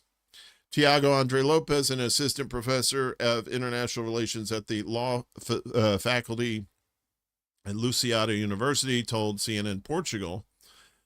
He argued that Trump's real purpose was to shift blame onto Kiev. If Ukraine fails to produce missiles despite holding the license, Washington can say the Patriot shortfall is Kiev's own fault, is Kiev's fault, not its own. In 6 months or a year, when the Ukrainians say they don't have Patriots, Trump will respond, no, I gave you the license. Why don't you produce it? I mean, I gave you everything. What do you want? Agostinho Costa, a military expert at CNN Portugal, also noted that the offer in no way heralds a change in the Trump administration's stance on the Ukraine conflict. European Union pays, the U.S. supplies, Ukraine executes. So how will Russia respond to this? I liken to think that it's that was it that group shot on oh shit, I can't remember the fucking movie. Anyway, but just a whole bunch of people laughing. Just people laughing. They're all just going. you don't get. So Western military experts in unison argued that even if Ukraine were to somehow weather all technological challenges, any Patriot facility on Ukrainian soil would become a top priority target for Russian strikes the moment it broke ground. Yeah. So they wouldn't even be able to get these things built. Russia would they'd have to do it in secret. They'd have to do it inside a mountain or some bullshit like that. Russia has consistently targeted Ukraine's defense facilities, including a plant producing elements of the Flamingo cruise missiles. Those are pink, by the way, and made in Miami. That's a Miami Vice joke, or a John Waters joke, if you're into that sort of thing. If I were doing it, I would have the Ukrainians build a factory in Poland. William Albuquerque, or Albuquerque, I almost said Albuquerque. Oh, I did say Albuquerque. A senior fellow at the Pacific Forum told Bloomberg, otherwise it's going to be a prime target. They'll never be able to construct it. George Beebe, Director of the Grand Strategy Program at the Quincy Institute for Responsible Statecraft told The Guardian that Russia would attack the facility as soon as the first cornerstone is laid, forcing Kiev to divert existing batteries to guard the site. He also warned that the U.S. should understand that granting the license to Ukraine is very likely to expose Patriot technology to Russian intelligence collection. So Russia's like, yeah, go ahead. Tell them how to build these Patriots. Carry the 4. Commenting on Trump's announcement, Kremlin spokesman Dmitry Peskov said that Russian authorities know quite well what should be done, stressing that Moscow would do whatever it takes to defend its interests. Bottom line, they can't do the bullshit. I'm not going to read the rest of that. I'm just going to tell you. They're not going to be able to do this, even if they want to, even if they try their hardest, even if Russia said, you know what, we'll give you a few days. we'll give you a month to build a factory. And then they'll just fuck it up. Yeah, it sounds like, I don't know if Trump came up with that idea, but maybe somebody in his one of his military advisors said, hey, you want to fuck Zelensky over? This is how you do it, boss. So we're going, speaking of China earlier, the railway bridge that they use, the one thing they're not going to be exporting for a while is helium, as China blocks exports of helium, key for chip making, as Iran war squeezes supply. So China said it is temporarily blocking the export of helium, a key element for chip making, as the Iran war's escalation adds to global supply disruptions. China's Commerce Ministry and its customs agency said in a brief statement that they are imposing a temporary export ban on helium effective immediately, in accordance with the relevant provisions of the Foreign Trade Law of the People's Republic of China. They did not elaborate further on the reasons. Helium is crucial for semiconductor manufacturing and is also used in the medical sector, such as in cooling of MRI machines, and it also makes your voice sound like you're a chipmunk. Since the Iran war began in late February, global helium supply has been disrupted and prices have gone up substantially.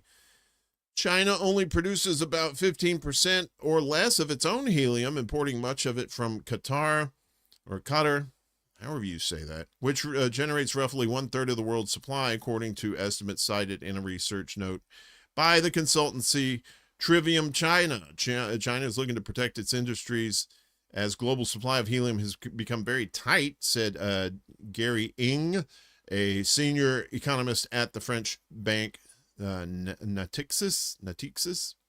I never know how to say this. I'm going to say it's Ing. It's just ing without the I. And if I'm saying it wrong, mea culpa.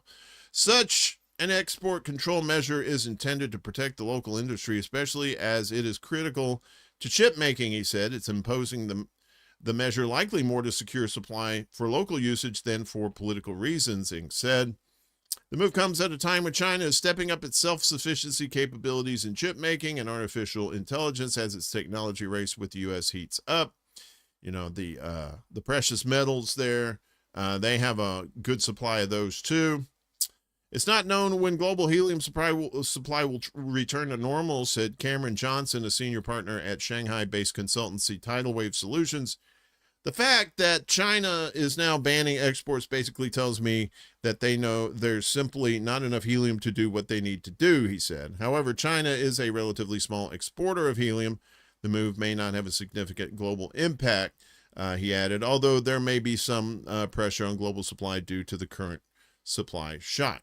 So maybe that's what it is. They're just kind of keeping it to themselves. It's not like a punishment for anybody. They're just, we need the helium. And when you couple that with China's interest in going to the moon, what do you have on the moon? Helium-3. Not saying, just saying. Yeah, so one moment, please. Okay. Sticking with China. China alleges secret data sharing mechanism in Anthropic's Claude AI. Uh-oh. Claude Frog. Why, thank you, Polly Prissy Pants. China has accused Anthropic's AI coding tool Claude Code of containing, quote, security backdoor vulnerabilities capable of transmitting sensitive user information without consent, warning the mechanism poses a serious security risk. They could be saying this too because of, what is it? DeepSeek, I think, is their AI. That and Quinn, I think, are some others. So they may be talking shit about them so they can make theirs, their open source models more sound better, I guess. Claude Code, developed by the U.S. startup with close ties to the Pentagon, is an AI-powered coding assistant that helps developers write, edit, debug, and understand code using natural language prompts. Because it runs inside a developer's terminal rather than a browser, it can access source code and other files the user chooses to share. In a risk advisory issued on Wednesday, the Chinese Ministry of Industry and Information Technology, or the MIT, cybersecurity threat platform NVDB, said it had identified a potential security risk in several recent Claude Code versions. According to NVDB, they contain a built-in monitoring mechanism that automatically transmits users' geographic location, identity identifiers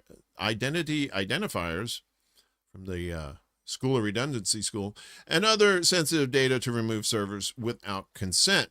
The MIT described the alleged mechanism as a potentially malicious feature that could pose privacy, security, and intellectual property risks, as AI coding assistants are often used on proprietary software and other sensitive code bases. It urged users to review affected systems, uninstall the vulnerable versions, or upgrade to a release with the alleged backdoor removed. It also called for tighter controls on outbound network access for development tools and stronger traffic monitoring to prevent unauthorized data transmission. Anthropic has not publicly responded to the advisory, although it would have been ironic if someone had leaked their response. You see, because through a backdoor. China's relationship with Anthropic has been contentious. While the company prohibits Chinese firms and their foreign affiliates from using Claude under regional and national security restrictions, reports say Chinese researchers and engineers continue to access it via overseas proxies.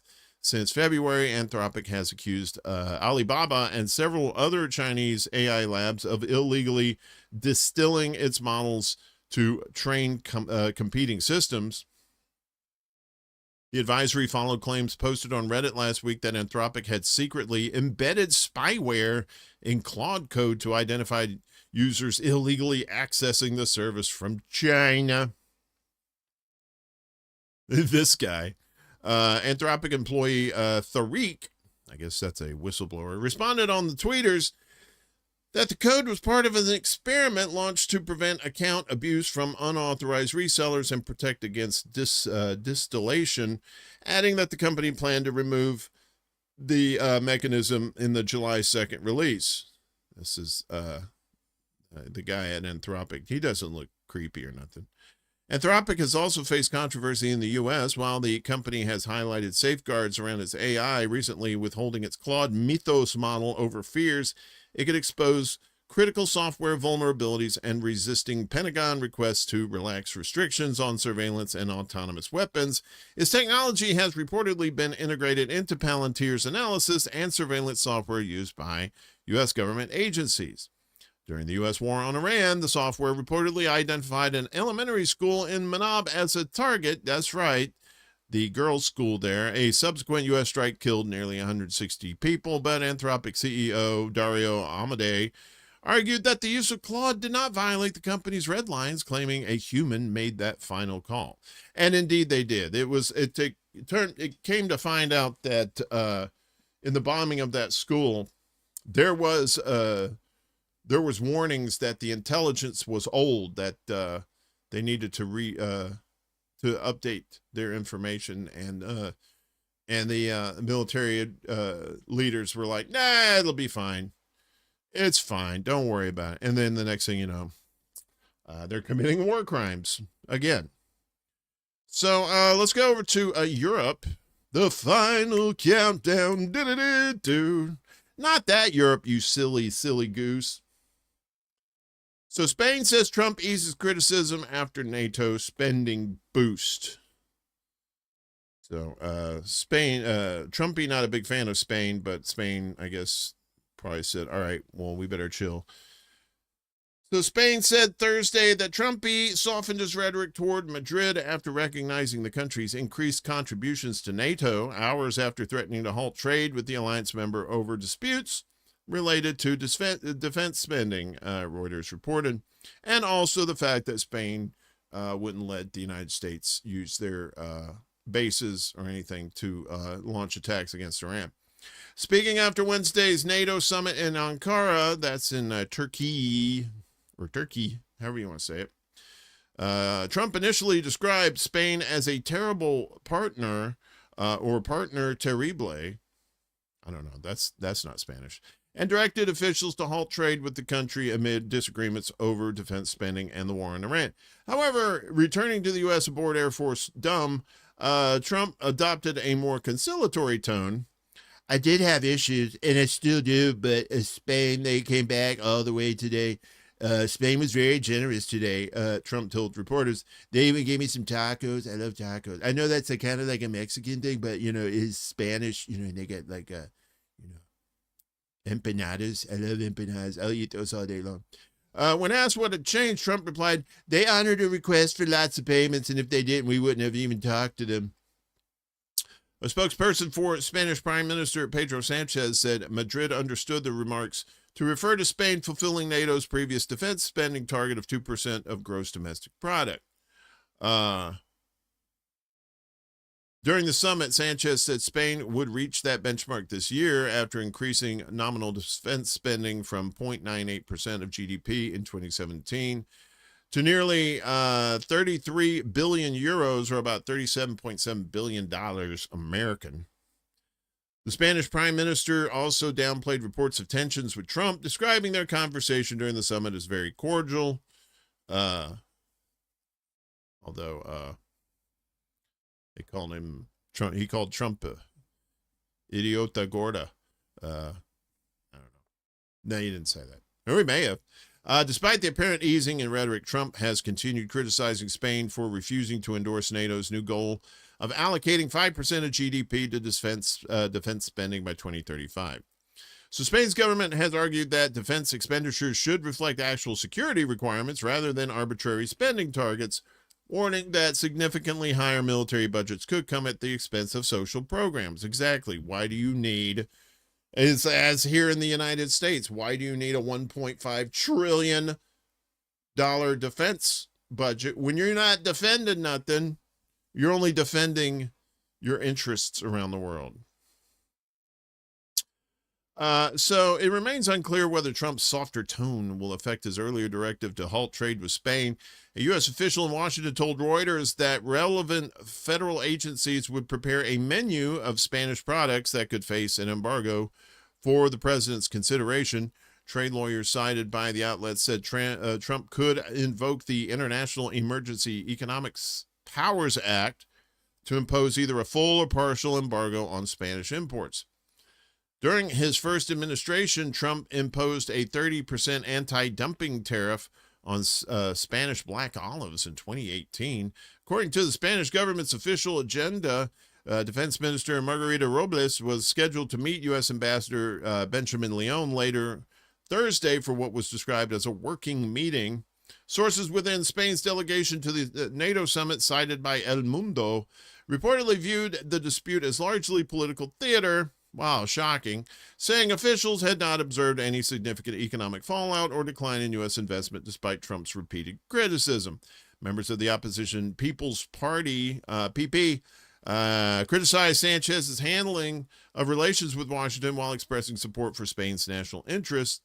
One senior PP official emphasized the strong economic ties between Spanish and American businesses, arguing that economic reality takes precedence over the grandiloquent statements Trump seeks to make in order to attack Spain. You know Trump ain't using this word. I don't even know what the hell that is. But rock on with language.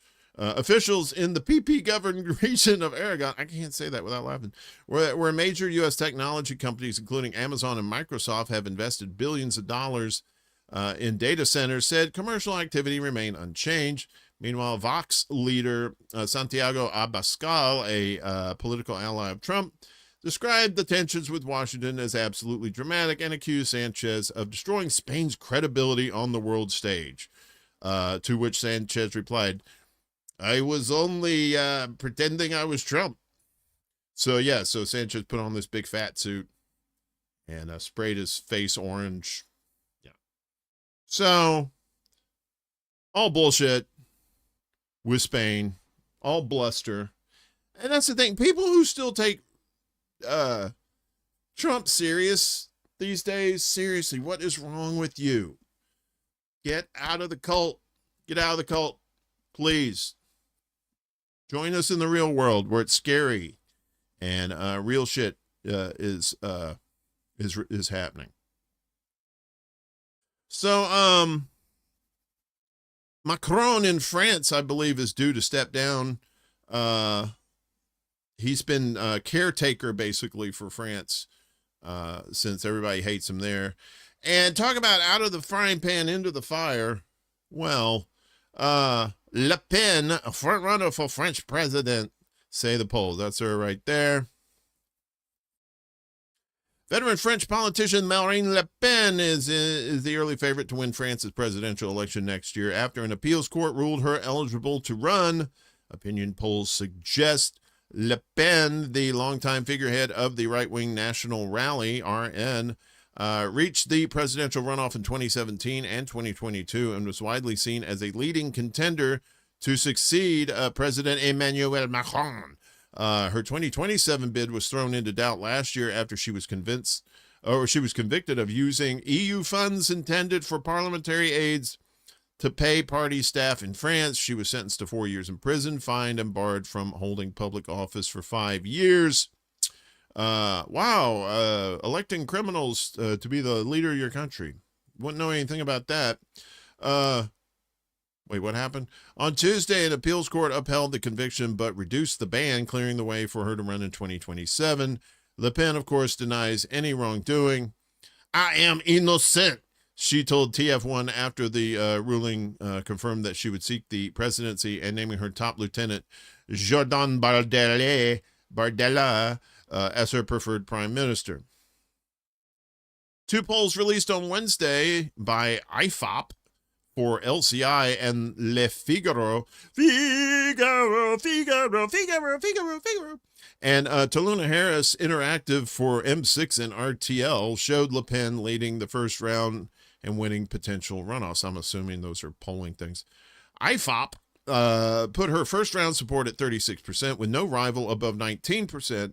Harris Interactive gave her 35%. In a runoff against former Prime Minister Edouard Philippe, Harris Interactive placed Le Pen at 49%, while IFOP projected her winning at 54%.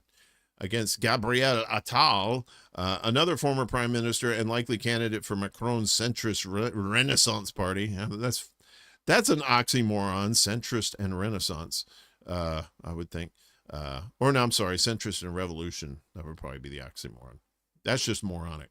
Both polls put her at 55%. They also showed her defeating left-wing France unbowed leader Jean-Luc Mélenchon by a wide margin. The surveys suggest Le Pen has largely caught up with Bardella, whom she previously named as RN's fallback presidential candidate after her conviction. Bardella has endorsed her decision to run, effectively ending speculation about his own potential bid. The polling comes as France remains mired in a prolonged political crisis with a fragmented parliament, repeated government collapses, and rising public distrust.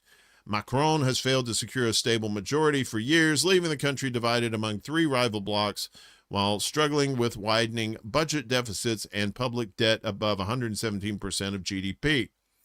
Budget disputes have triggered repeated no-confidence motions and the resignation of several prime ministers, while the deadlock has prompted major rating agencies to downgrade France's credit rating. So, Kind of seen this in history before. A country that is broken, basically, and the rise of a right-wing fascist person taking control of the country. We've seen it over and over again. But I don't know. People in France, they do things different, right? They're like out in the streets all the time. And it's a small country too. France is smaller than Texas. So if they want to shut shit down, they'll shut shit down. If she takes control, I would probably see the same thing, especially if there's austerity measures. She starts cutting into public services for bullshit reasons. You're probably going to see that as well. So we will keep an eye on that. She'll probably win because, that's what happens when bodies start slapping from doing the wild thing. So the military is doing some shenanigans with social media accounts, basically saying, hey, guess what? We're shutting your shit down. Wait, what? The sharing of biased and False news has become all too common on social media. More alarming, some media outlets publish these things they are true without checking facts first. Unfortunately, some members of the media use their platforms to push their own personal bias and agenda to control exactly what people think. And this is extremely dangerous to our democracy. All right, so Army orders mass shutdown of official social media accounts. What happened? We still here? Oh, wow. A lot of dropped frames. That's not good. So U.S. Army is consolidating its official social media presence, drastically slashing the number of allowable accounts and ordering commanders to remove newly unauthorized accounts within 30 days, the service announced in a late June memorandum. Maybe that isn't. Okay. I'm thinking of something else. Never mind. The directive signed by Secretary of the Army Dan Driscoll limits official social media accounts to a set list of higher level organizations, effectively ending the digital footprints of many subordinate units. In a Wednesday statement, the Army said the move was intended to ensure a clear, unified voice, reduce operational risk, and improve information access for soldiers, families, and the public. Again, we can control the messaging, basically, is what they're saying, but saying it in nice words that sound official. What happened? The service said the policy does not end documentation at the unit level, and that content will be published through higher level accounts and official Army platforms. Exceptions to policy may be considered, the memorandum said, if they, quote, demonstrate a mission-critical imperative unmet by existing accounts or other means of communication, such as website post, email, or direct engagement. The Army said the policy did not affect soldiers' personal social media accounts, well, at least for now. The move follows a broader push across the Defense Department to centralize military communications. Last month, Acting Navy Secretary Huang Cao announced a service-wide communication strategy, arguing that the Navy is in a fight for the narrative against its adversaries. And the adversary is you and me and everybody else reporting the news. The Pentagon has also sought to impose restrictions on journalists, leading the New York Times to sue over what it described as unconstitutional restrictions on the press, right? And Pete Smegsbreath, the Secretary of Bullshit War, is been trying to limit journalists' access to the Pentagon too. Oh, we'll tell you what, we'll escort you around, and that's not journalism, that's propaganda. So good to see the Army is keeping track there. Meanwhile, Trump invests millions in weapons firms profiting from war on Iran. How about that? This is from the No Duh department. Trumpy purchased millions in stocks from a dozen arms manufacturers and other military contractors, allowing him to benefit from the massive increases in defense spending he has initiated. Responsible Statecraft reported yesterday. And that's Responsible Statecraft. Analysis of a new financial disclosure released by Trump last week shows that brokers representing the president purchased between $9.7 million and $24.3 million in military-related stocks, including in Palantir, Lockheed Martin, and General Dynamics. The filing showed that Trump's brokers purchased between 1.6 and 3.9 million in stock of Palantir, a CIA-linked surveillance firm and ran by psychopaths. Palantir developed the AI-driven Maven Smart system, which allowed the U.S. to strike 1,000 targets in Iran in the first 24 hours of the war. Palantir has also played a key role in driving Israel's genocide of Palestinians in Gaza, helping to produce the Big Daddy software used by Israel to deliberately kill not only Hamas members, but also their wives and children in nighttime raids as they sleep, because in Israel, if you can see it, it's Hamas. Through his investment portfolio, Trump holds investments in Boeing, which sold $8.6 billion worth of F-15 fighter jets to Israel less than 3 months before he and Israeli Prime Minister and psychopath Benjamin Netanyahu launched their joint war on Iran. The president also invested in GE Aerospace. GE Aerospace. I've heard of that. It's, somebody, a pundit in this space, their spouse used to work there. Interesting. Which manufactures parts for military aircraft, Lockheed Martin, which manufactures the F-35 and F-22 warplanes, General Dynamics, which manufactures heavy bombs and missiles, and RTX, which manufactures Tomahawk missiles. The products manufactured by these weapons firms have played a prominent role in the war on Iran, which has killed thousands of civilians, including Tomahawk missiles used by the U.S. Air Force to bomb the elementary school in Manab, killing at least 168 school children. Many of these companies have signed massive contracts with the Pentagon to expand production to replenish U.S. stockpiles of offensive and defensive missiles depleted during the war on Iran. The U.S. military approved spending $373 million to buy 23 new Standard Missile 3 IB interceptors from RTX, while Lockheed Martin was awarded a $35 billion contract to quadruple production of THAAD missile defense systems. The disclosure revealed that Trump's team has also invested in weapons manufacturers and contractors Kratos Defense, Honeywell, Howmet Aerospace, L3 Harris, and Transdigm, or Transdime. I say Diggum, like Diggum Smacks. Diggum Smacks. RS notes that almost all of these stocks rose significantly in value in the year after Trump returned to office. Shocking. In 2025, Palantir stock rose by 135%, Kratos's by 188%, GE Aerospace by 84%, and Raytheon's by 61%. The president has also taken to social media to promote weapons firms and contractors in which he holds stock. Palantir Technologies has proven to have great war-fighting capabilities and equipment. Just ask our enemies, Trump wrote on Truth Social in April. Palantir stock rose 3% within minutes of his post.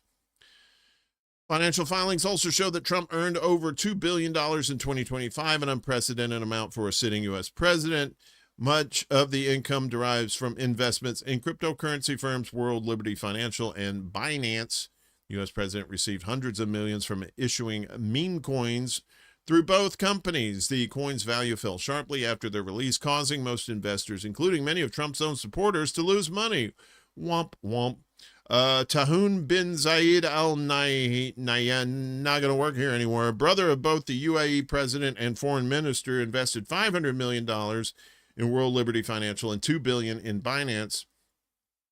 Trump later approved the shipment of advanced AI chips to the UAE, suggesting a quid pro quo for the massive investments in his crypto firms. The president's son, Trumpy Jr., is connected to multiple drone and defense tech firms. He is a prominent shareholder and advisory board member of drone parts manufacturer Unusual Machines, and his investment firm holds stakes in the Pentagon-contracted defense companies Powerus and Vulcan Elements. Die soon and fail. Trumpy Jr. sits on the board of PowerUs, which has attempted to sell drones to Gulf countries used to shoot down incoming Iranian missiles. The president's other's dipshit son, Eric, has a financial stake in the firm as well. These countries are under enormous pressure to buy from the sons of the president, so he will do what they want, stated Richard Painter, a former chief White House ethics lawyer under President George W. Bush. I bet that was a hard job. When asked about potential conflicts of interest from his business dealings last year, White House spokesperson Anna Kelly claimed that there are no conflicts of interest. Ooh, and her nose grew, and she poked somebody in the face with it. However, RS noted that in an interview with the New York Times earlier this year, Trump acknowledged conflicts of interest, but said they were not important. I found out that nobody cared, Trump acknowledged. Well, yeah, there are people who care. They just don't have the power to do anything about it. So, yeah. We talked about this on the Undercurrent the other day, too, about his crypto bullshit and how he was making money as president. You know, conflict of interest, you know, manipulating markets with, you know, we're going to bomb the hell out of them. And then, no, we want peace. We want peace. They want a deal. And then we're going to bomb the hell, you know, and this back and forth bullshit that's, you know, making oil and gas prices go up, making the stock market go up and down. Yeah, people do care, motherfucker. They just don't have the power to do anything about it yet. We just got to get together, y'all. You know, we was talking about Anthropic a while ago. Let's talk about OpenAI. As news outlets urge a judge to sanction OpenAI in a high-stakes AI copyright fight. We also talked about this on the Undercurrent the other day. If you're not subscribed to the Undercurrent, please do so. It's the Undercurrent, the number 4 and YOU.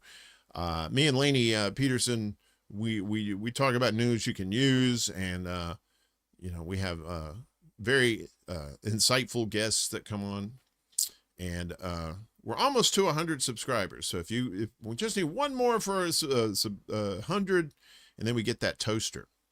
So the New York Times, the Daily News, and other media outlets are asking a federal judge to impose sanctions on OpenAI, escalating a fight over artificial intelligence and copyright that could shape the future of a struggling news industry. The newspapers allege that ChatGPT maker is hiding evidence important to what could be a landmark copyright. There we go. Yeah, there's our link tree too. And that has all the information there. So all our, where we're located and that kind of stuff. It's good stuff.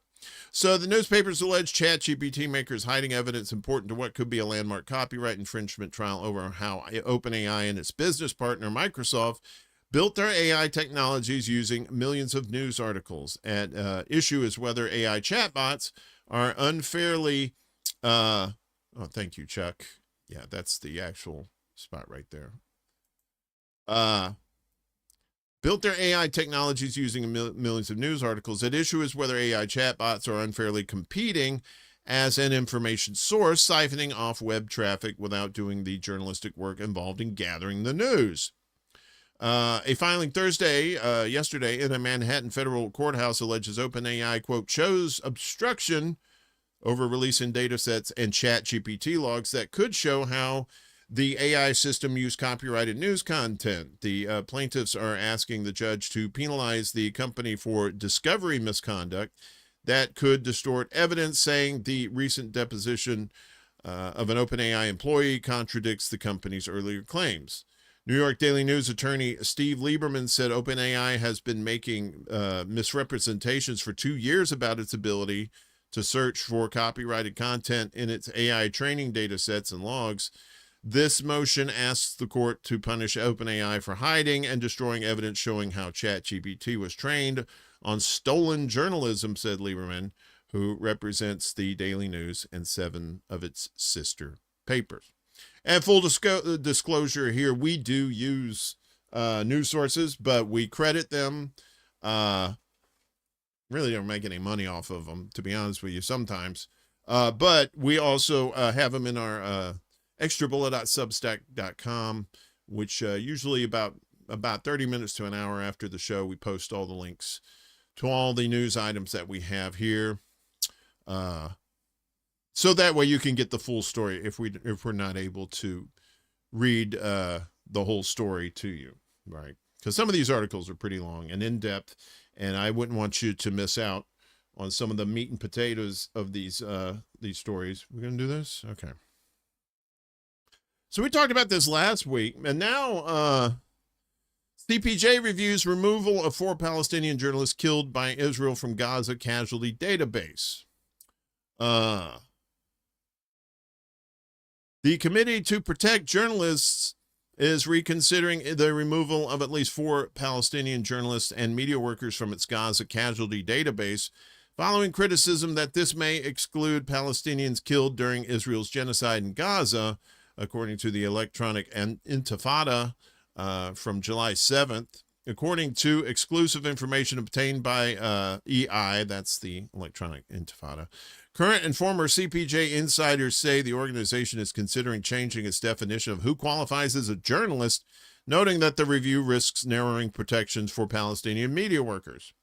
CPJ previously removed 20 names from its database of media casualties after reviewing new information, including 8 individuals accused of ties to Hamas and the Palestinian Islamic Jihad, or the PIJ. CPJ is conducting a full review of its database of journalists killed during the Israeli-Gaza war, the committee said, claiming Hamas and the PIJ movement published obituaries identifying as combatant individuals previously listed by CPJ as journalists. The committee also confirmed to EI that the cases of 4 media workers who were killed by Israel, Ahmed Fatima, Mohammed Al-Jaya, Assad Shamlak, and Mohammed Fayez Abu Matar, are under review to determine whether they should be included as media workers. UNESCO identified Fatima as a photographer for Al Qahira News and a media worker with Press House Palestine, a nonprofit organization that trains and supports journalists. The Guardian reported that Fatima worked with the organization alongside Jaya. The International Federation of Journalists identified Shamlak as a freelance journalist killed with his family in an Israeli airstrike, while WAFA, W-A-F-A, I think it's WAFA, reported that Abu Matar was a freelance photographer working with international agencies when he was killed in Rafah. The dispute centers on CPJ's 2025 update to its definition of a journalist. The organization's previous definition described people who cover news or comment on public affairs through any medium, including staff journalists and freelancers. The updated definition adds that journalists must regularly report or share fact-based information with an audience. CPJ denied that the change narrowed its mandate, saying its definition still includes freelancers, state-backed media workers, and people affiliated with media organizations linked to armed groups, as long as they are not engaging in combat or inciting imminent violence, which none of these people were. They didn't have weapons. They had press right there on the thing. It might as well have been a bullseye in Israel. The review intensified after CPJ board chair Jacob Weisberg proposed examining who is a journalist and considering categories including journalists working for state-backed outlets, organizations designated as militant or terror affiliated, and others whose activities could affect their status. The dispute escalated with the removal of CPJ board member Nika Soon Xiong over what she called a betrayal of journalists in Gaza. Whistleblowers described CPJ's public defense as deceptive, alleging that the organization secretly abandoned a long-standing flexible definition in 2025 to establish a filtering mechanism that benefits state narratives. CPJ. Yeah. The what is this? The Committee to Protect Journalists. Maybe it should be the CPP, the Committee to Protect Propagandists. People who hate the press. Finally, in our, is this finally in our propaganda watch? We've been talking about Mitch McConnell, right? And you're like, why do I care about Mitch McConnell? You really should not care about Mitch McConnell because he's really a piece of shit. But apparently he's been in the hospital for a while, And there have been reports that he's all Republicans saying they had 20-minute conversations with him, basically all having the same conversation with him. And meanwhile, you have Thomas Massie, also the in Kentucky, in the mix that could take his place potentially. Again, I'm not a super fan of Thomas Massie. His economic policies are very libertarian and very backwards, but, you know, he's one of the lesser turds in the shit bowl, I guess. So we're testing the law. What happens if Senator Mitch McConnell resigns or dies before his term ends? Look at him. This is not a picture. This is actual live feed of him sitting still. Sorry. It's terrible. Longtime Kentucky Senator Mitch McConnell has been hospitalized for 3 weeks, fueling rampant online speculation about his health and ability to complete his final term ending in January. Apologies for the blinding light here, because I know you're used to the dark mode on here. I am too. I couldn't get this thing to dark mode for whatever, but CNN contributor and chief propagandist Scott Jennings joined several sitting senators in announcing they had had phone conversations with McConnell on Monday and Tuesday, with Jennings downplaying online rumors, speaking to CNN host Casey Hunt. All I can say today is all the rumors about him being brain dead or brain dead or his body being hidden somewhere. I've seen some crazy stuff on the internet, and that's obviously not true because he picked up the phone and called me. He called him. Yeah. Baghdad Bob over here. This hospitalization is the latest in a string of health issues stretching back years, including multiple falls and 2 press conferences where McConnell basically turned into that sound that comes from the old, hooking up to the telephone, your computer there, the beep, beep, beep. WCPO talked with Shauna Riley, a professor of political science at Northern Kentucky University, about what would happen if McConnell couldn't complete his final term. She pointed to the Kentucky legislature's successful 2024 effort to strip Democratic Governor Andy Beshear's ability to appoint an interim senator to fill McConnell's seat. Before then, propagandist, former staffer of McConnell, same thing. So before, the governor was able to appoint somebody for that spot. But since the Democrat got in there, can't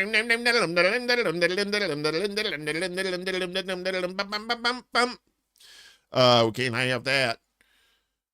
So it stripped his ability to appoint an interim senator to fill the seat. It says the governor has to call a special election, Riley said. Beshear would have 30 days to call an election, and prospective candidates would have 49 days to consider running and file. In the meantime, it will remain vacant, Riley said. Riley said the timing of the seat becoming vacant could become problematic given that timeline around August 3rd and later, because the special election could conflict with the already scheduled November midterm elections. She said if that happens, it could create a question for courts to resolve. Another question for the courts would arise if Beshear decides to challenge the 2024 law in court. Interesting. This would be the first time we're testing the law, if you will, so I think there are some pieces that are a little less clear in the law, Riley said. Senator McConnell's team sent us the following statement Tuesday about his health. I'm sorry, that wasn't it. Senator McConnell appreciates the outpouring of support he's receiving while he continues to lie here like tempura vegetables on a Japanese plate of sushi. I'm sorry. While he continues his recovery in the hospital, the senator continues to improve and is working closely with his staff on Kentucky and Senate matters while the Senate is out of session. Yeah. So that's the old the old shit and giggles there. I think that if they do wait past August 3rd to either replace him or whatever, then they'll, and this is something that like I said in the article, that's affected by the midterm elections too. So it'll be interesting to see how long the Soviet premier, I mean, the senator from Kentucky, how long they're going to hide him out. So, and that's basically what they're doing. I don't care what that Scott Jennings guy says is, he's probably on life support. If he's alive, he's on life support. So anywho, so there's that. We kind of bookended it. We started with politics, with Maine, then we ended with Kentucky there. So folks, as always, around this time of the show, we like to talk about our folks that are in need of mutual aid. If you can help them, the links are down below in the description, as always, on all our shows. If you can donate, that's great. If you can share out the links, that would help too. So we appreciate it.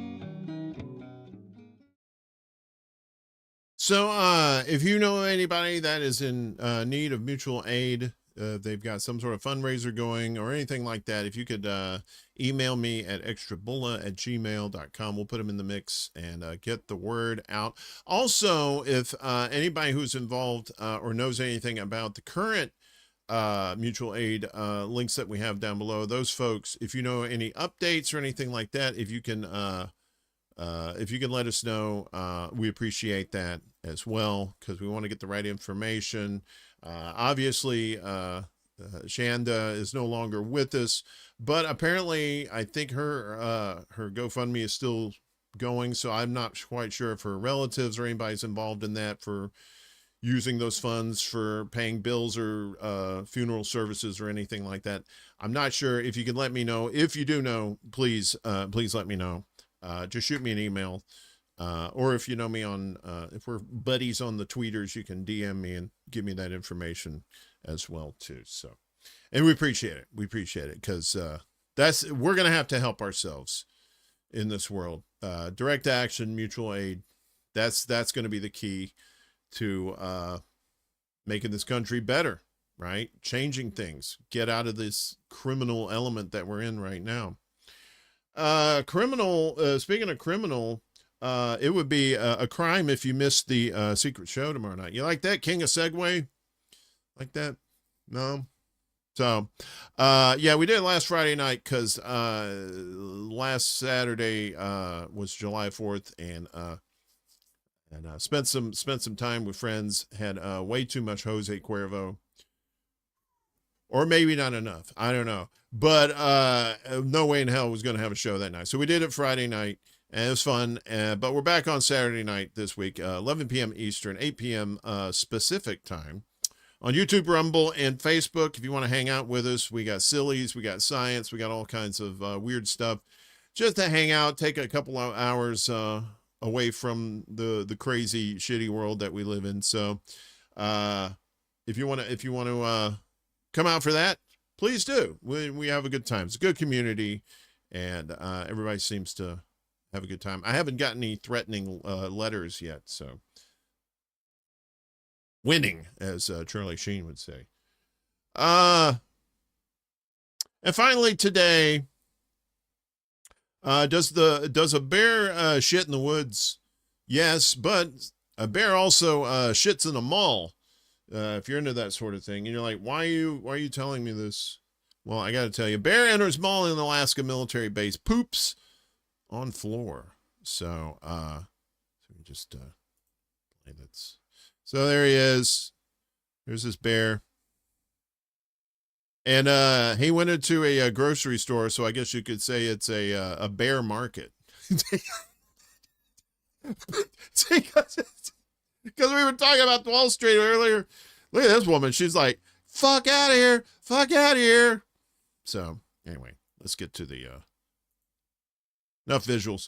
Black bear wandered into the shopping mall on Alaska's Joint Base Elmdorf-Richardson to eat a single peach and defecate on the floor before leaving, which I often call Thursday in my neck of the woods. The bear was caught on camera entering the Exchange shopping mall on the base, which is commonly known by the acronym J-Bear, or J-Bear, pronounced J-Bear, or in this case, it's probably P-Bear with the poopies.